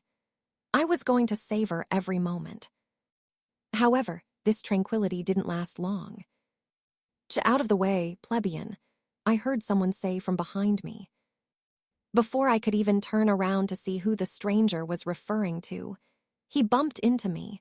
No, it was more like a push. Not caring at all about my well-being, this person used his weight and shoved me to the side while hurrying his way. My eyes darted behind me, and I saw my guards glare from a distance. With a sleight of hand, I signaled to them to stop displaying their animosity. They obeyed, and I quickly comported myself, once again walking down the busy road. It's no big deal. It would be childish to fret over something of this level, I whispered. Judging from his demeanor, he was most likely one of the people Legris Damien spoke of. It was evening, yet some students like him hadn't gotten their forms for tomorrow's exams. With that fleeting thought, I continued my walk and soon returned to my chamber. Even with the unpleasant interruption I had, it was still an enjoyable experience.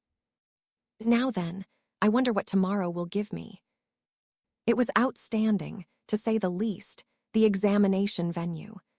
A very large building, resembling any educational structure for learning. Yet this was merely a single hall in the whole academic grounds. The guards couldn't escort me any further, so we had to say our goodbyes by the gate. Of course, since I had made it this far, all that was left was getting into the main academy itself. "You should all head back home," I said to them. After all, if I gained admission, I would immediately get lodged into the residential halls and go through orientation, and I was most likely not going to step out of school grounds for a while. But, young master, we should stay until the exams are over. Just in case, one of the guards tried protesting. "In case what? I fail," I smiled. Such an inconceivable idea even being considered by an attendant of mine, it was absurd. I was shocked and flushed with embarrassment. "And no, that's not what I meant," the flustered guard muttered quickly, bowing his head. During the short time we spent together, I made sure to converse with my attendants as much as possible. "They're good kids, they just have poor communication skills," I smiled, looking at things from my perspective. Both guards decided to place their faith in their young master and promised to depart to the manor.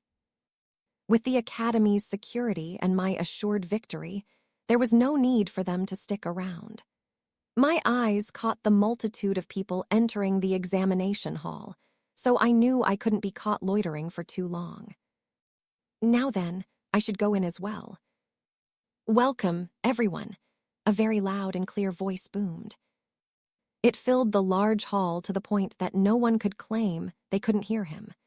Even from my seat at the very top of the seats arranged in a circular format, I could hear every single word he uttered. Sound magic, maybe, I reasoned. The hall appeared to have many stories from its exterior view, but upon coming inside, it had a different interior. There was only one word that described the place in which we all sat. A coliseum. Chapter 46. It was a coliseum. The moderator, whoever he was standing at the center of the large stage, while everyone else watched from their seat round about the arena. A total of 5,350 students obtained a form for this exam. A huge number of you are here to be admitted into this prestigious institute. However, you must understand that of so many people gathered here, not more than 100 will ever see the inner walls of the main academy. This was met by a shocking response from the audience. We were never told this, not even in the texts and prospectus given out by the academy. However, if one was really observant, this much was to be expected. As the best of the best, clearly, Ainslark Academy would only aim for the most talented and powerful. Still, one thing caught my attention. The moderator mentioned over 5,000 people registering for the exam.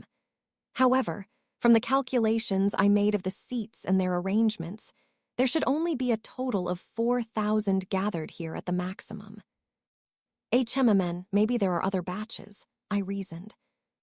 If that was the case, then why didn't they split the crowd more evenly? 4,000 people participating in the first batch and 1,000 plus in the second. That seemed uneven. Perhaps there was a special way they used to split the batches that I wasn't aware of. Well, this was Ainslark Academy. I couldn't exactly expect something normal. Now then, I should inform you of the requirements for this exam. Of course, there are 3 major stages you need to pass before you can be admitted. Another outcry of surprise filled the air as thousands of students expressed surprise. Even I was a little surprised by this. "I only know of 2 tests," my thoughts trailed. In the past years, we implemented 2 stages to pass: the written tests and the magic proficiency tests. However, after a slight educational reform within the academy, from this point on, a new test will be given which will determine not only your admission into the academy, but also your status once you've become a student. My eyes bulged as I listened. This was new, but not entirely unreasonable. I had already expected some discrepancies, so it wasn't too much. The third test will be the Monocore grade proficiency test. My jaw instantly dripped, and the heart that was calm moments ago nearly jumped out of my chest. WHATTT. Of everything the Academy would pull, I wasn't expecting this. Remember this, aspiring students. There is no such thing as equality in this world, especially when it comes to magic. As I heard the moderator, while he didn't directly say it, I understood what he meant. The third test was the most important since it would determine one's status in the Academy. Plus, with the talk of inequality, I would be foolish to expect any leniency in this test. I had come into this place with absolute confidence. However, what remained were merely shards of the guarantee within my heart. After all, I possessed a pure white monocore grade, and in a test that tested one's proficiency based on that decisive factor, it could only mean one thing for someone like me. I'm screwed. Now then, without further ado, we'll begin the first phase of the test. The moderator beamed, not even giving me enough time to sort through my thoughts. The man snapped his fingers, creating a loud clicking sound. I winced a little, reacting to the sudden noise. However, my eyes suddenly caught something in front of me. "This is a piece of paper," I muttered, looking at the clear white sheet in front of me. "You should all have received pieces of paper, 1 page each, correct?" the mod announced. My eyes darted across the room, beside me, beneath, across the other side, and true to his words, everyone had indeed received the same piece of floating paper like me. With the snap of a finger, impressive, my thoughts trailed. Or so it would seem. However, it was a simple trick once you figured it out. To think the Academy resorted to such petty methods to impress students. You are to pick up the paper before you. Written on it is a simple question. The paper is enchanted and responds to mana. You don't need a pen to write. Use your fingers and answer the questions written on the paper before you. Everyone mechanically obeyed his instructions, picking up the paper to read the questions. Sure enough, his words were true. I would desist from engaging in any form of malpractice, since this place is being monitored entirely. Also, the questions assigned for every examinee are different, and the time allocated for this stage is 5 minutes. The bewildered students expressed their displeasure concerning the sudden rush of information. However, the moderator wasn't even going to give anyone room to breathe. "Your time starts now." Everyone instantly buried their faces in the paper allocated to them and answered the questions in the way they knew best. I paused for a moment to analyze all that had occurred. If Ainslark Academy had taught me anything, it would that I was never to expect anything simple or straightforward from them. This written test was no different. The flow of mana within the body is something any magic user can sense. However, controlling that flow from one's mana core is a different story entirely. To do that, you need to be focused and calm, I reasoned. The reason why no pen was provided was to test our apt use of mana in answering the questions given. The questions weren't all that difficult for anyone who studied well. That meant the true test was the ability to keep one's cool while focusing on mana usage in correctly answering the question while being under the pressure of time. It all adds up. When you think of it that way, the first stage becomes very easy to overcome. I grinned. 5 minutes. Huh, how laughable. I won't even need one. Chapter 47. Exam question. As aptly as possible, citing the appropriate authorities, give a recount of the Mana Soul theory. Begin. 5 minutes. Heh, what a joke, I won't even need one. Okay, time's up.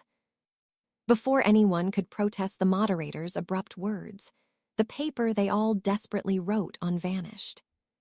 That's the end of the first phase of the exams. I hope you were all able to answer the questions properly, he said cheerfully. Though he appeared happy, many of the examinees weren't. Looking around, I could see many uneasy faces full of tension. It's none of my business, I sighed. The fact that I was able to complete my task without any issue remained my primary concern. The only thing I had to worry about was the next phase of the exam. I won't be the one handling the next aspect of your exam. As such, I shall be taking my leave after introducing him to you all. Suddenly, a gust of wind began gathering in the arena, drawing the attention of everyone, even the distraught students, to the vast stage before them. Taking charge of the second round is none other than one of the senior lecturers within Ainslark Academy, Professor. My eyes bulged as I caught the sight of the man who appeared from within the tendrils of wind on the stage. He was one other than Allegris Damien. The thousands of students all burst out in surprise, as they all had similar expressions of shock at the sight of their second examiner. Nice to meet you all, Professor Allegris Damien greeted, smiling at everyone with his usual cheerful grin. I was at a loss for words, yet I couldn't help but let out a slight grin myself.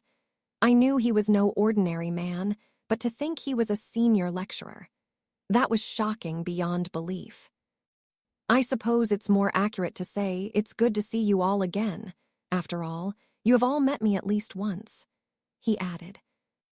The aspiring students now grew more uncomfortable, shifting in their seats. It was clear from their reactions that most of them had treated him with disrespect during their encounter. This is why one should be careful of their conduct, I thought to myself in relief. Now then, without wasting much of our time, it's time to begin the second round of the test. The requirements are quite simple, really, Allegris Damien said, looking at the moderator beside him, and gave a slight nod. The moderator nodded back, saying goodbye to everyone present. With a snap of his fingers, he vanished from our sights, leaving only Allegris Damien in our presence. The purpose for this second round, as most of you already know, is magic casting. As students of Ainslark, it's important that you're capable of utilizing mana, and at your age, a certain degree of skill is expected of you, he explained. Everyone was absolutely silent, realizing they were in the presence of one of the most distinguished figures in the entire academy. You will each step forward for a demonstration and launch your most powerful or effective spells at me. I shall judge your abilities based on the Academy's criteria. I certainly hope you do not disappoint me. And so, taking advantage of the wave of unease affecting the voice of the students, Allegris raised his hands slightly, and a long scroll appeared in his grasp. The scroll stretched for quite a distance, indicating whatever was written there was quite long. These are the names of everyone present here. I will be calling you one after the other, so make sure you come quickly once your names are called. Since we do not have much time, you only have 3 minutes each to show me your worth. Many people's eyes bulged. 3 minutes was far too short for them to display their full capabilities. However, in the presence of such an awesome figure, who could complain? Even though the environment was tense, I had no idea why my heart was palpitating at such a rapid rate. It wasn't anxiety, but excitement. Somehow, I was looking forward to my turn. I can't wait to show that guy what I'm capable of, I grinned. Still, something bothered me. Calculating the time allocated was 3 minutes. We were 4,000 in the hall. No matter how one looked at it, there was no way we would be done by the end of today, even if we didn't completely use up 3 minutes. What's his play? However, just as I was making my thought, I felt Allegris' gaze shift to me. It was only for a moment, but our eyes met and he smiled at me. I returned his gesture, feeling a little intimidated by his strange action. It was almost like he could read my mind. For those wondering if there will be enough time to test you all, you do not need to worry. Time is all we have bountifully here, he declared, addressing everyone. His voice caused some people to make peculiar faces, as though not realizing that time was not going to be enough in the first place. As they struggled to calculate, everyone began to realize that we were too many to grade in a single day. This hall is enchanted with a special kind of magic. Time in here is considerably slowed down, so you do not need to worry. You should be able to conclude the entire exams before the sun sets.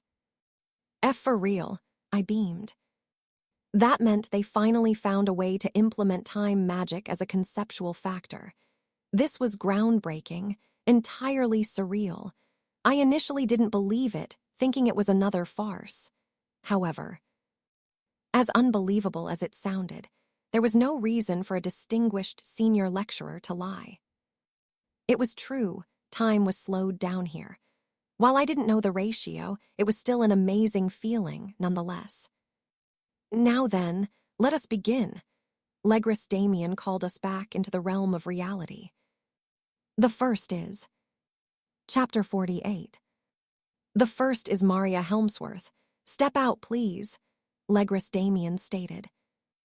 I could see the eyes of everyone bulge in shock.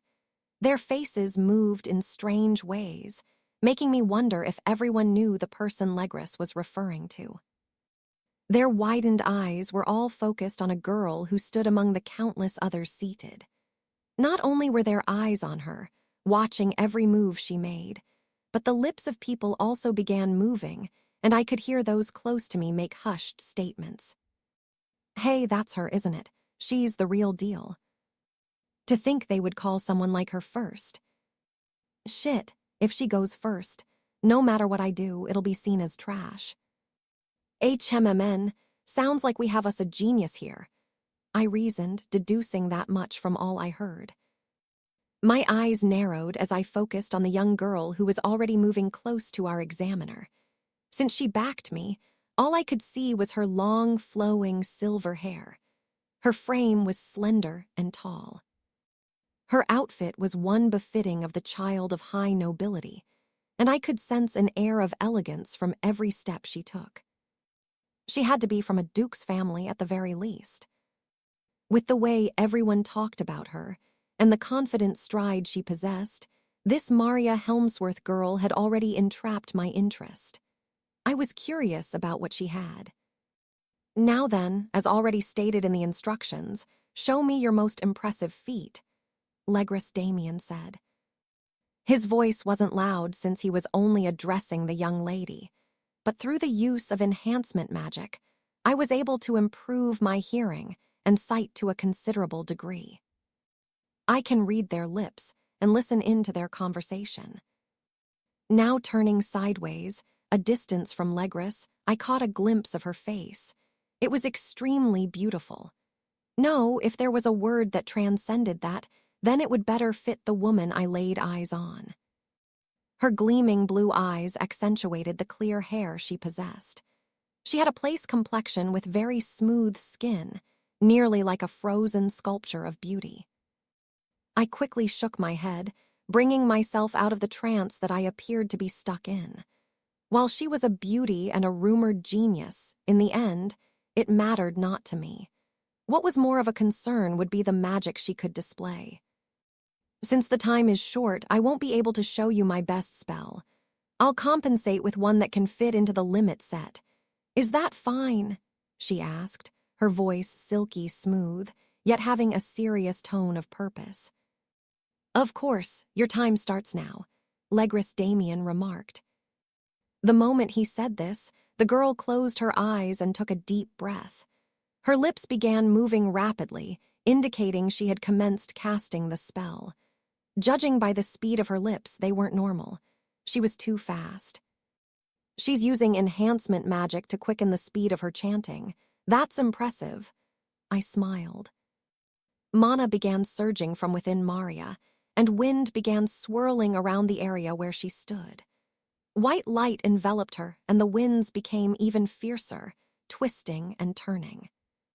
The crowd could feel the pressure from where they sat, watching the magnificence of her spell. Before long, the wind had already become a whirlwind of considerable mass.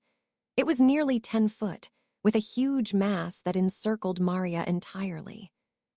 "Sylph's whisper," she declared. The whirlwind increased in tempo and twisted faster. Suddenly, she pushed her hands forward, sending the twister to Legris' location. The wind instantly moved from her surroundings and lunged at our examiner. FWOSHHH. The powerful tornado neared Legris at a frightening pace, but he maintained his ground, not flinching for a second. As soon as it got into close proximity to him, the vast cluster of twisting wind instantly scattered, nullified within a moment. The scattered wind rushed at everyone in the audience, causing us to slightly shiver due to the chilly wind. Maria Helmsworth looked surprised by the ease with which Legris dispelled her spell, but quickly got over it. Of course, I was smiling the whole time. It was a foregone conclusion that none of us present could create any spell to actually harm our examiner. "Maria Helmsworth, the second phase of your exam has been concluded. You may leave this hall and head to the door straight to your right. You will undergo the third part of your exam there," Legris said, pointing to a hallway far to his left and her right. Sure enough, such a hallway didn't exist before. However, within an arena with a time-slowing effect, a hidden passage appearing suddenly was no surprise. Maria nodded slightly, not speaking another word as she departed to the hallway. While many may not have noticed, I saw her fists clenched tightly, most likely due to dissatisfaction on her part. Did she expect her power to have a better effect on Legris? How childish! I smiled, watching her disappear into the hallway. Her spell, Sylph's Whisper, was a basic one. Of course, it belonged to the highest class of basic spells, and judging by her use of it, she had reached the point of near mastery over it. However, compared to that, her adversary was a senior lecturer. Judging from the impression I had of him, it was certain that the man could use advanced magic as well. She stood no chance, to begin with. "Next up, we have Matthias Desmeyer," Legris Damien declared, reading from the long scroll he had in his hands. And so, another candidate appeared. His appearance wasn't too shabby, and no real attention was placed on him. This meant his skills were either mediocre or underrated. Apparently, it was the former. Perhaps it was due to the performance given by Maria Helmsworth, but I found his spell too lacking. Still, to my surprise, Legris didn't make any expression of disappointment. He maintained his poker face and repeated what he told Maria. "Matthias Desmeyer, the second phase of your exam has been concluded. You may leave this hall and head to the door straight to your right. You will undergo the third part of your exam there." Since the audience didn't look disappointed as well, I chalked it up to my high standards and reasoned that the boy probably also passed. Returning to the list he had, Legris began calling names again. Next we have Chapter 49. Legris kept calling examinees one after the other, allocating exactly 3 minutes for each to display their worth. For those who risked it and went for spells that were very effective but took too long to cast, Legris stopped them midway. Surprisingly, he told none of the examinees that they had failed. He simply repeated what he had told everyone else and directed them to the hallway where they would be taking the third section of their exams. I guess it doesn't matter if they fail or not. The third phase will still be attempted by everyone, I reasoned. In the first place, not everyone was bound to pass the first stage, yet we were all included in the current second phase. It was most likely that our scores would be culminated, and our final results from the overall achievements we made in all stages. And so, time passed even though it was slowed down. I began to grow bored of the pathetic displays I witnessed one after the other. Other than Maria and one other kid called Stefan, I saw no one really worthy of note. It was a shame that I couldn't find anything entertaining, but patience was a virtue one learned as they grew older, so I had lots of it. Instead of focusing on others, there was a matter of utmost pertinence that I had neglected since the second round began. What spell should I use? Once again, as though reading my mind or just messing with me, Legris Damien looked in my direction and smiled. Up next, jarred Leonard. My eyes bulged as I was welcomed to the center of the arena. I stood from where I sat and made my way to the center of the arena, feeling the intense gazes of everyone around. Surprisingly, they engaged in side talks and whispered about me. What's this? Could it be that I'm actually famous around these parts? My mind rang, inclining my ears to listen to their hushed words. Leonard, as in the Duke family Leonard. They haven't produced a magic user in so long, and you're telling me someone from their household is here. Oof, they must truly be desperate. I wonder what method they had to resort to for their child to be here. He doesn't seem strong. Do you think he'll be impressive at all? Even if they miraculously produced a magic user, there's no way he'll be as high-end as the other families who have distinguished mages in their households.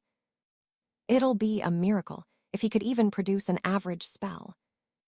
Hearing their scathing comments put a nasty taste in my mouth, causing me to scowl a little. While I usually wouldn't pay any mind to weaklings, the fact that their words affected the image of my family, no matter how small, was a little unpleasant. We meet again, Mr. Jarred Leonard. Legris smiled as I appeared before him. Seeing his face made me temporarily forget the foolish ramblings of the seated fools. I didn't know why, but I felt an aura of ease around this examiner. Who would have thought, should I say it's a pleasure we get to meet again under these circumstances? I asked with a grin. Legris shrugged. Maybe, maybe not. Let's halt the small talk for now. Show me what you've got. Even though he tried to act disinterested, I could sense it in his eyes.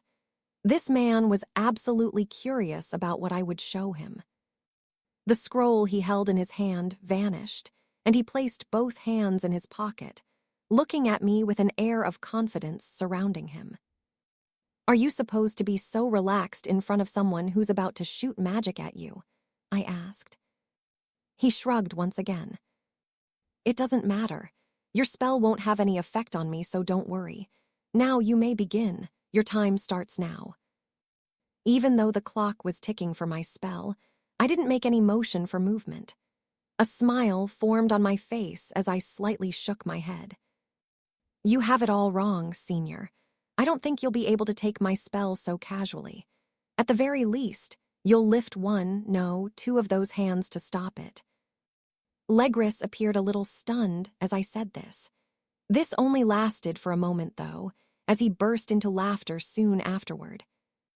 You're pretty amusing, you know, but even though you seem to possess sharp wits, more than anyone your age, you're merely a white core grade. What could you possibly hope to achieve in such a limited time that would cause me to take you a little seriously? His eyes narrowed at me with suspense, still stunned that I hadn't even begun casting yet. Your time is passing, you know. I know, I snapped back at his reminder. The audience stared at me impatiently, wondering what was going on. Judging from their reactions, none of them had the capability of using a simple spell for hearing enhancement in order to listen to my conversation with our examiner. Hey, what's going on down there? Did the Leonard brat give up already? He hasn't even started doing anything, and nearly a minute has elapsed. Welp, what did you expect from him? Maybe some could have used magic to heighten their senses to pick up on my little exchange with the examiner, but didn't think of it. How disappointing, my thoughts trailed. After a minute elapsed, I gave a short sigh, now stretching my body a little. Looks like your grace period is over, I smiled. My statement appeared to surprise Legris a little. "Grace period?" he asked. "Yeah, to take this exchange seriously, but it appears you won't. Well then, don't fault me for what happens next." Feeling up the 3 mana cores within my body, I smiled, releasing the mana reserves within them through my pores. After practicing for some time, I had gotten quite the hang of it. My level of mastery was to the point that no one would be able to distinguish it from a normal spell. SpellCraft Chapter 50. After considering all the criteria for admission into Ainslark Academy, I had already deduced that there was no need to worry about it. However, with the introduction of the 3rd portion of our exams, that assurance vanished. If my guess was correct and our final score would be based on a culmination of the 3 areas, I needed to do extremely well in the first 2. I didn't intend to go this far initially, but I won't be holding back for this exam, at least not too much. My thoughts trailed. To achieve the most efficient result, I had to resort to spellcraft. Releasing the mana from my 3 mana cores, I resonated them with the environment. Fortunately, our very surrounding was rich in mana, since hundreds of people had already used their spells before I entered the stage. Plus, the hall itself operated on magic. That meant I had a nearly limitless pool to draw from. Synchronizing my mana with the mana present around me, I created different reactions for 3 of my spells. I have the spell and formula in my head. I just don't have enough mana and speed due to my mana core grade. That meant the only thing limiting me, as well as most magic users, was my mana core. However, using spellcraft, that limitation was as good as gone. Sylph's Whisper, Ifrit's Breath, Heavenly Spark, I chanted simultaneously. 3 basic spells at the same time, all at the highest caliber. The wind hurricane that Maria had used during her round appeared in a flash. Mine was even more powerful, as all my spectators felt the breeze blow across their seats. Such was the power of my Sylph's Whisper. Ifrit's Breath was a fire spell that boasted the most destructive capacity of all basic fire spells. It took on the shape of a large ball floating high above my head. The heat was enough to send everyone sweating. The strong wind blew the heat across the entire hall, causing the uncomfortable heat to spread more rapidly. Finally, Heavenly Spark was a basic lightning spell, and like other spells I cast, boasted the highest destructive capacity out of all the spells in its class. Appearing with a roar above the examiner, my lightning stood still, waiting for the completion of my spell, which would cause it to immediately descend. With the 3 of the most powerful spells most people in the room hoped to achieve at my beck and call, the reactions of the examinees changed in an instant. W what? T that is. I am possible. H how is he doing that? He's using 3 different elements at the same time. The spells themselves are top class, and he's using 3 at the same time. That's impossible. Of course, this much was expected of silly kids who were extremely astonished by Maria's display earlier. However, it was not their reactions I was looking forward to. Amazing, I always knew you weren't normal. But this, he muttered, looking at what I had conjured up for him. The surprise clearly written on his face, and the unexplainable display of awe in his eyes gave me pleasure. A wide grin formed on my face as I replied to him. Oh, please don't be surprised now, Examiner Sir Legris Damien. I'm just getting started. His eyes widened more in surprise, as he couldn't fathom what more I could show him other than this. Sure, with this alone I was guaranteed a passing grade higher than any that had come before me and most likely after me. However, this isn't enough, my mind rang. While it was impressive, 3 respective basic spells were still nothing in face of someone at Legris level. I wanted him to truly regret his decision of treating me casually. Plus, it would be a waste to settle for this anyway. Once again focusing my mana that formed an integral part of the 3 spells, I sent more power into them, and slowly connected the 3 spells through a mana channel. While invisible to the natural eyes, anyone using mana to trace the particles would be able to see it clearly. Just like strings tying various objects, my mana tied the 3 spells from their respective locations. Let us begin.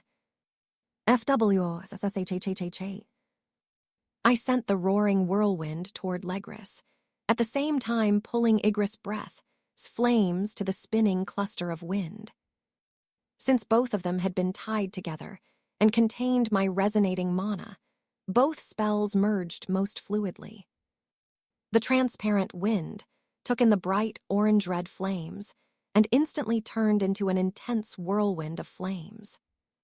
This instantly caused everyone around to scream in pain and fright, feeling the tingles on their skin. The fiery whirlwind increased in speed and neared Legris, quickly creating burn marks on the ground in its advance. Legris grinned excitedly as he watched the joint spell approach him.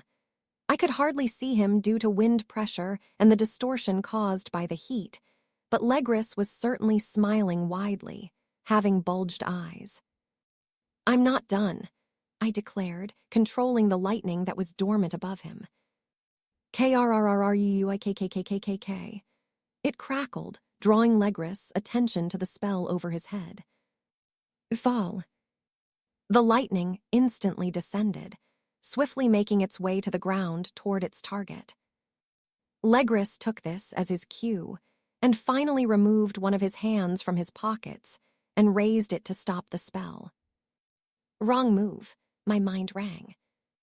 Instantly pulling the lightning using the mana thread woven about it, I changed its trajectory, causing it to mix with the fiery whirlwind. KRRRRRKKAVW. Crackles and flashes of lightning from heavenly spark, roaring flames of Ifrit's breath, merged with the roaring winds of Sylph's whisper, all woven together sped across the platform and charged at the examiner with an unexpected new speed. Before he would descend his hand, the spell would hit. The look on his face confirmed it. He looked absolutely stunned beyond belief.